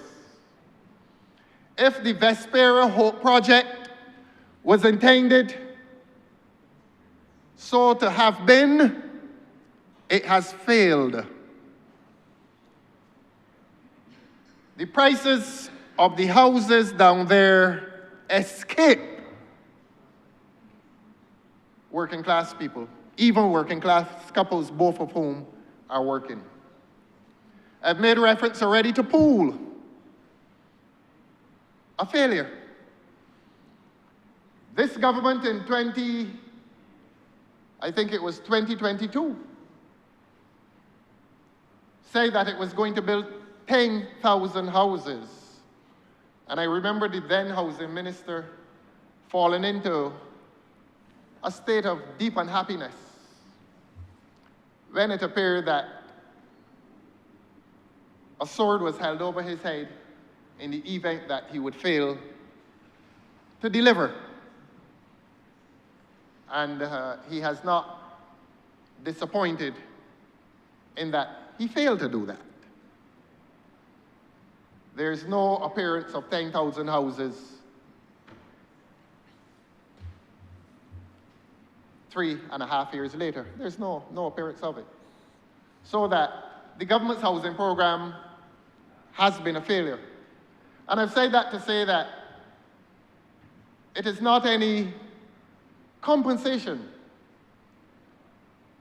to this government, and it is not any consolation to the people of Barbados that on the cusp of an undue election, they now promise a few duplex units at Sergeant's Village.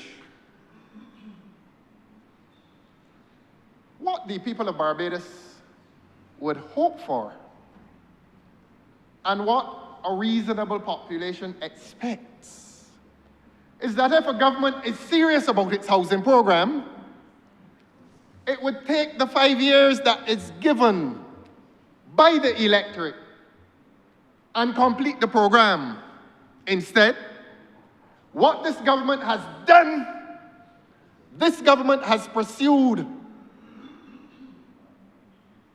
a festival of wild spending of the taxpayers' money. Is the public aware that the ministerial travel bill... Honourable member. Comparison, sir. Honourable member, we are dealing with vesting of land. Please restrict. Yes. And the point being made, Your Honour, the point being made, the honourable member for St. Michael West spoke about the provision of housing. And I am responding to the honourable member in relation to that point. And the honourable member has said that this government is pursuing a program of housing for those of social and financial disadvantage. And we are answering that position taken by the honourable member this morning. And we are answering by saying to the honourable member, through you, of course, sir, that the people of Barbados need to understand that the reason why this government has not delivered on its housing mandate is because the government has squandered its financial resources on things other than housing. That's the point. And it is not enough for us to make the bold statement, but we are entitled to make the statement that the monies that ought to have gone into housing have been spent in the extent of millions and multi-millions of dollars on ministerial travel, including unprecedented multi-millions spent on prime ministerial travel. 67 people went to Dubai. A large group went to Paris and were seen dining in a high-end Honourable, that has restaurant. no relevance. That is where the money Honourable of member, this I country. determined it has no relevance. End of story. That is where the monies of this country were spent. And this government owes the people of Barbados who are without housing. This government owes them the money that it spent on luxurious travel, including the five-star hotels.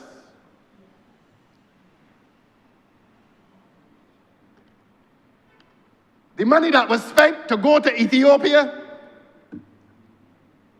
for the opening of a dam could have built several houses in this country. We are on the subject of housing.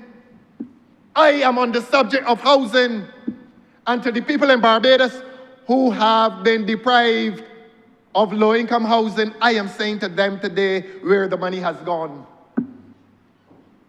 This is an issue of public finance, and the focus is on housing, and the focus is on the government's failure to provide housing. And I am saying to the people of Barbados who are suffering from the lack of that housing, subsidized housing by the state, is due to this government's misallocation of the resources beyond the $60 million that were taken out of the Housing Credit Fund. Many millions more were taken out and spent on other projects. So the figure is not limited to the 60 million, sir. And in a certain significant presence now. I am challenging the assertion now and invite a response. I am challenging the assertion made in here a few months ago that $4 million was repaid to the Housing Credit Fund. I am challenging that assertion. And apart from challenging it, I am inviting the author of that statement to get up in here now and to say to this Parliament and to say to this Barbados when those monies were repaid, how they were repaid. And silence on the issue would be acquiescence that not 1 cent has been repaid to the Housing Credit Fund. I am going to use plain language. It was an untruth uttered in this Parliament. It was an untruth uttered in this Parliament. That part of the $60 million was repaid. Not a cent was repaid. But I make the other point. I make the other point to Barbadians, and Barbadians need to know and understand this. That this government had access to enough resources to provide subsidized housing for the people of this country. But you know what this government has done to the people of this country? This government has placed the minds of the population into crisis. This government has made the people of Barbados believe that there has been this looming financial crisis attending the affairs of public finance when it suits them. When it suits them, when it suits this government, they say to the people of Barbados that there's not enough money to provide low-income housing. And when it suits this government for propagandistic purposes, they say that the economy has been buoyant. Both cannot be true. If the economy has been buoyant and if there have been 17 quarters of growth, why has not that growth redounded to the benefit of a housing program? And I haven't even spoken of health and education and transport, which I'm not going to do today. We're on the subject of housing, and the point to be made in here today is that housing and low-income housing and access to low-income housing has been decimated by a government which has pursued who says so? All right.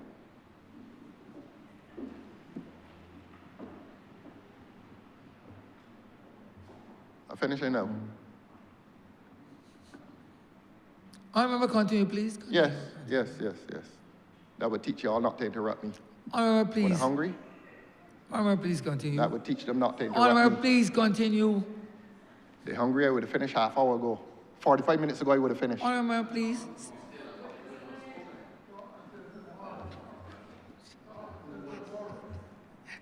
They're hungry. I can starve you all. Honourable member, please use your time in relation to the housing resolution Yes. and not be caught up in your sides. And not be caught up in the sides, honourable member.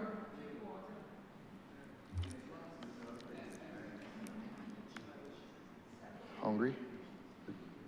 Honourable member, not concern yourself.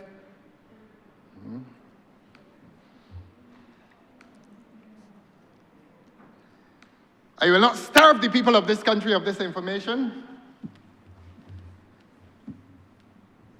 And I will close in saying that the government's housing mandate has been defeated by squandermania, by abuse of power, which relates itself to your phraseology, sir, allegations of corruption.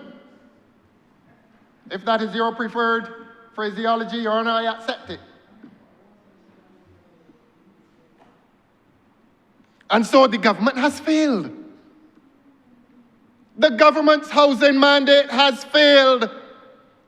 Ask this government to do a calculation of the promised 10,000 houses, how many have been delivered, except that a previous housing minister was walking around this country photographing himself next to private projects, whether it was 2 or 3 or 5 or 6 houses, walking around trying to reach the figure of 10,000. But I predicted his demise. I did. And he has never lost my sympathy, in spite of the various expressions of personal abuse while I was here or while I was absent. I understand, look, I understood what was going on all along, and I warned him. I warned him about the configuration of this government. I warned him about the concentric circles of power within this government. Beg your pardon, sir? You got to speak to the honourable member. To the yes. Not him. The honourable Yes, member. yes, you, sir. Through you, sir. I warned the honourable member, through you, sir, about the concentric circles of government, the concentric circles of power that characterize this government. And I warned the honourable member, through you, sir, that he was on the outermost circle, not of power, but of office. And that was why his was the voice of Jacob's, but at the center of that concentric circle of power was one person. And the famous phrase, all big works got to come through me. It is a phrase that will not be forgotten, and it extends to the housing program. All big works got to come through me. The people of Barbados will never forget it. The deprivation of the right of a housing minister to function independently according to a mandate. And that is why housing is in the state that it is in. I still sympathize with him, as well as I will reserve some sympathy for the incumbent. But I don't want to predict his failure on this mission. He has the luxury of short time. So the judgment that was made of his dismissed predecessor will not extend to the incumbent. That is the state of this government. That is the state of this government. And the failure is not only about the abuse of power. The failure is about an administration that has not allowed any individual minister to function independently of a place described as all big works got to come through me. They know it. I want to hear a point of order on it. I want to hear a point of order from any minister in this government, and I'm talking about housing ministers today, sir. Honourable, please continue. I'm please. talking about the housing ministers in here, present and past. Which of them has been able to pursue a housing mandate to provide adequate housing for the people of Barbados without the intervention of someone self-describing as big works? Who is embarrassed? Who is embarrassed? Who has the courage to admit to political impotence? Who has that courage? And I'm talking about the Ministry of Housing. And I still sympathize with the Honourable Member for St. George South, but my sympathy is not enough. My sympathy is not enough to rescue him from political ignominy.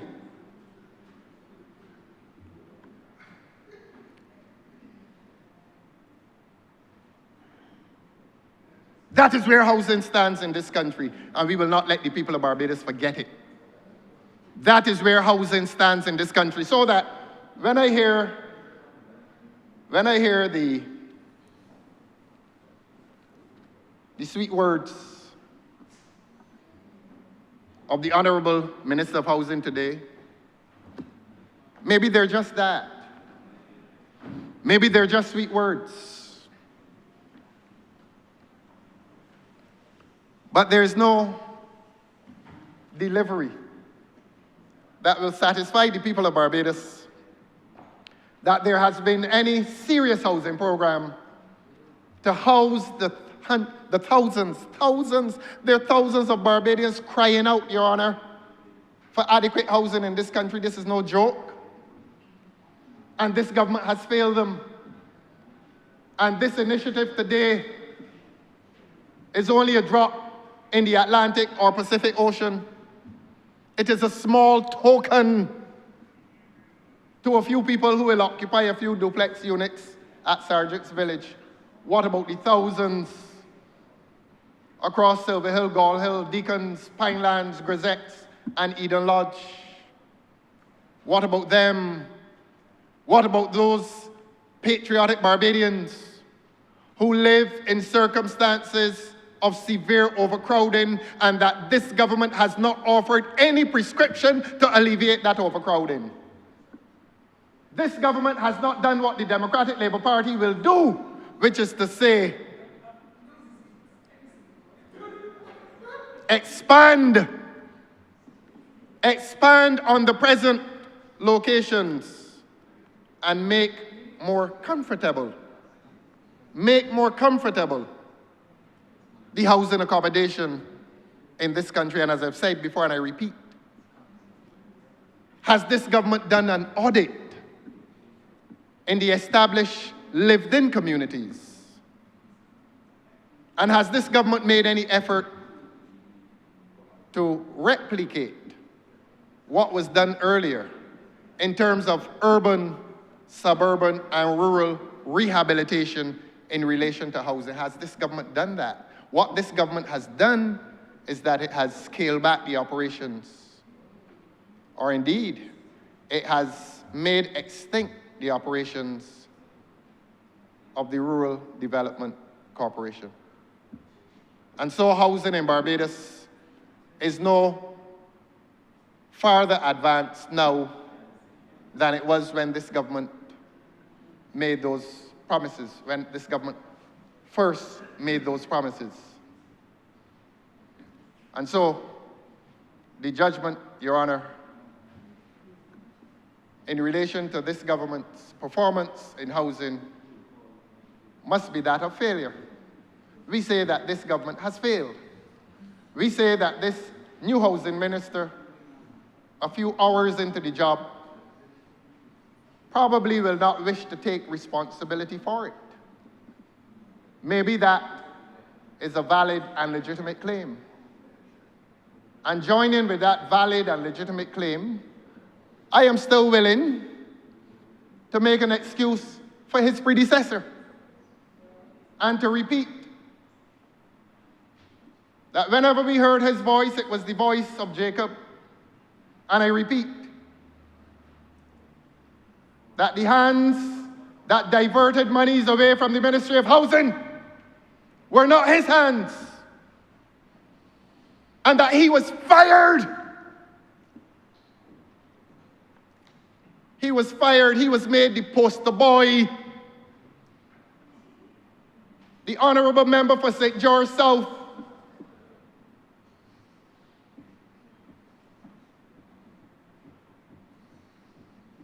has become the poster boy of all the wrong that this government has done in relation to housing. Not that he wishes to plead not guilty, because he was on the job. And he must know what was going on. And I have asked the honourable member through you, sir, whether he will confess that that $4 million was not repaid to the Housing Credit Fund, and that he has the opportunity to give evidence Sir, now. I raise on a point of order, lest we be here the entire day. Sir, not once in the hours that the honourable member has spoken has he mentioned the words sergeants, or village, or parcels, or land, except to say land acquisition. Where we are now, sir, is entirely irrelevant to the scope of this debate. And unless the honourable member, sir, is reined in, we could be here indefinitely. Continue, Honourable for questions. Yes. So let me wrap up, sir. Let me wrap up, sir, by reminding, and I will repeat what I said a few minutes ago in relation to sergeants, that it is not, I did say that sergeant, you see, people don't listen.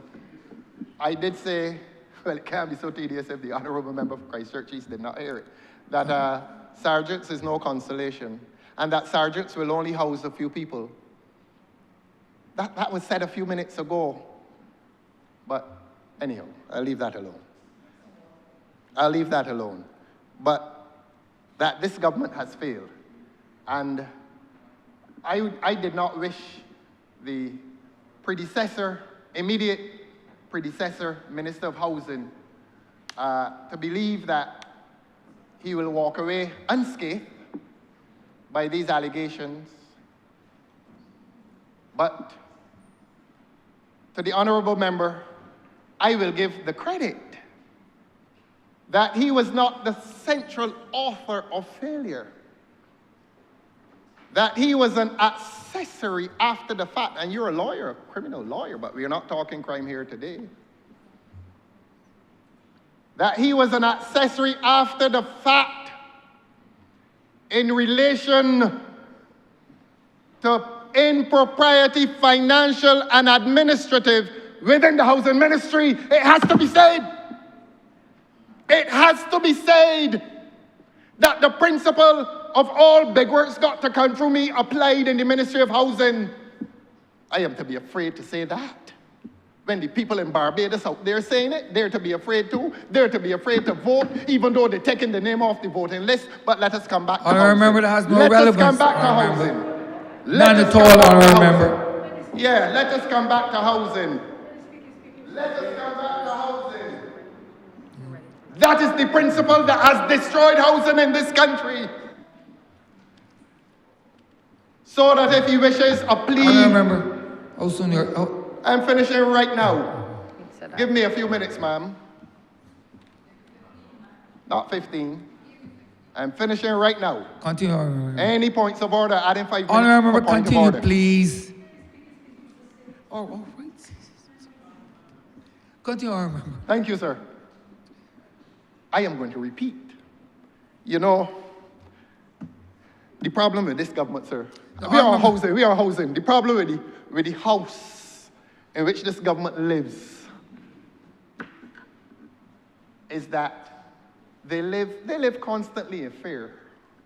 Don't mind them Honourable, coming in here. please. Don't mind them coming in here, Honourable, pomp setting and jumping about in chairs. Honourable They member. meet on Thursdays and can't say a word. Honourable member, please. Can't say a word. Honourable member, correct yourself. We had a housing program in which the housing minister made no input except to take the blame. But I say today he's an accessory after the fact, and he must take some of the blame. But the blame must go to the heart of authorship. The heart of authorship of a destroyed housing program goes to he or she who described self as big works, and that all big works must come through me. Do you need any greater evidence than that? And them to come in here as leader of the opposition and to conceal the truth from Barbadians? Housing has been a victim of that political philosophy of this Barbados Labour Party government, that no minister will function with independence, and that every minister will function only by reporting to she who describes herself as the author of big works. It was said publicly. It was said publicly. And it is no defamation of character to say outside, nor in here. And I am going to say outside, and I am saying it in here today. In relation to housing, and every minister that comes in here and speaks on his or her ministry, I am going to ask them to give account for their individual and independent stewardship, and I'm going to charge them with having lacked independence in their ministry. And so, we find today, the public of Barbados today finds the predecessor as being guilty as an accessory after the fact in the failed housing mandate. And that the new minister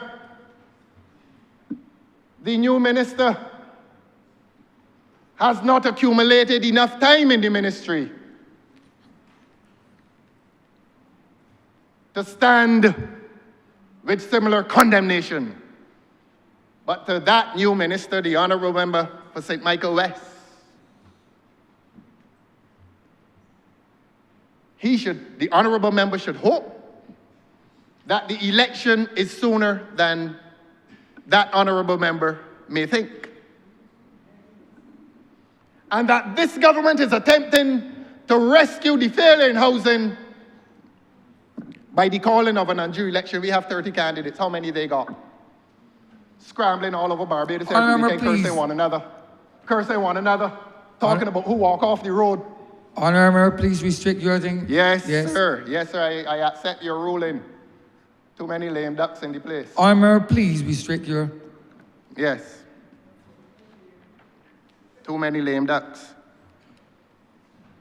Chief lame duck quacking the whole morning. Honourable, please. Yes. And so, Your Honor, this is another, today's resolution is but another consolation, feeble consolation to the people of Barbados.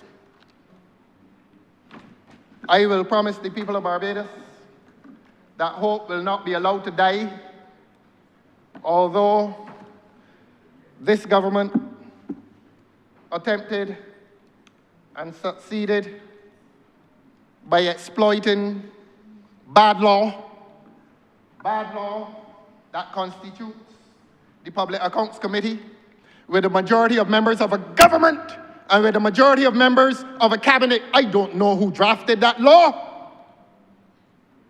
How can you have a Public Accounts Committee? Honourable member, please. Yes. How could housing? You're not talking about housing. Continue. Housing. How could we have had a Public Accounts Committee investigating housing when the majority of the members of that committee were cabinet members? How, sir? How? The Public Accounts Committee's investigation in relation to housing was destined for failure unless the government members who sat in majority had agreed to have the decency to sit down and let the hearings take place.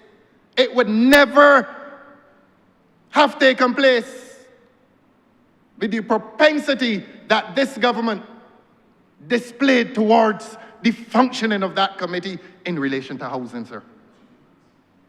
In relation to housing. So, they're going into election. They're going into election and scurrying all over Barbados, fixing, they're bringing in pothole fixers and all kinds of things. Honourable relevance, Yes, please. yes, sir. Let them bring them in. And really creating a lot of anxiety in Barbados. Rather than take the time to govern, they're driving the entire society into a state of anxiety and instability. And everybody is on edge. Well, the people in Barbados will be called upon very shortly. I finally say, sir, that it becomes a matter of regret that the government's housing program could not have been subjected to the scrutiny of a Public Accounts Committee. I'm talking about housing, sir, not talking about anything else. That scandal could not have been subjected to proper scrutiny. I said it in here last time, I'm going to say it again, I'm not backing off. That the government, through its members, frustrated the attempts of the Public Accounts Committee to investigate the improprieties and the infelicities in housing. That is a matter of fact.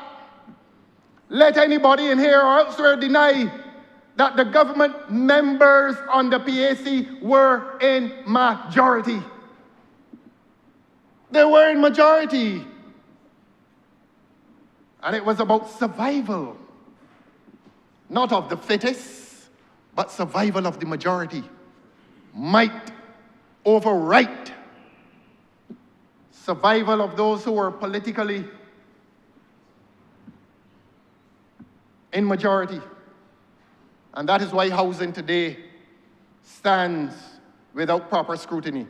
This resolution that comes here today will sit within the tradition of governmental infelicity, except, Your Honor, that we will congratulate those persons who are put into those houses. But I need to say this, for the sake of the proprietous conduct of past administrations, as evidenced by those persons, those landowners and householders and house owners at Poole, that persons who were from the community were enfranchised, and that today they live in their houses, conveyed to them by NHC. And tomorrow they will wake up in their houses that were conveyed by NHC.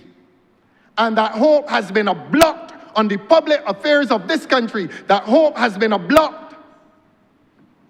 on housing in this country. And that hope is a scandal that has not been repaired by sufficient inquiry and promised investigation of a prime minister who stood up in this chamber and promised an investigation 2 years hence. Where's the investigation? Government, where is it? Tell the people of Barbados that this government promised an investigation into Hope and the disappearance of $60 million, and to this day, not 1 cent has been accounted for, not 1 cent has been inquired into, not 1 disappearing penny has been inquired into by this government. And so the people of Barbados will add that to the evidence. I'm finishing, Honourable Member, I'm finishing. You got to hear this first. Let that record in housing become a part of government's general record of failure. And I will not withdraw from any allegations of corruption against this government. in relation to housing matters, in relation to the vesting of lands, whether it is Gemmett's Lane or Poulan. This government has a lot to answer for. This government has a lot to answer for. The people of this country, certainly in relation to this government's record in housing, finds this government guilty as charged. Your Honor, I'm obliged to you. Honourable Person Michael Southeast. Thank you, Mr. Speaker. I beg to move the suspension of the House until 2:45 p.m. The question is that this honorable chamber be suspended until 2:45 p.m. All those honorable members in favor, please say aye. Those against, please say no. Me think the ayes have it. This honorable chamber stands suspended until 2:45 p.m.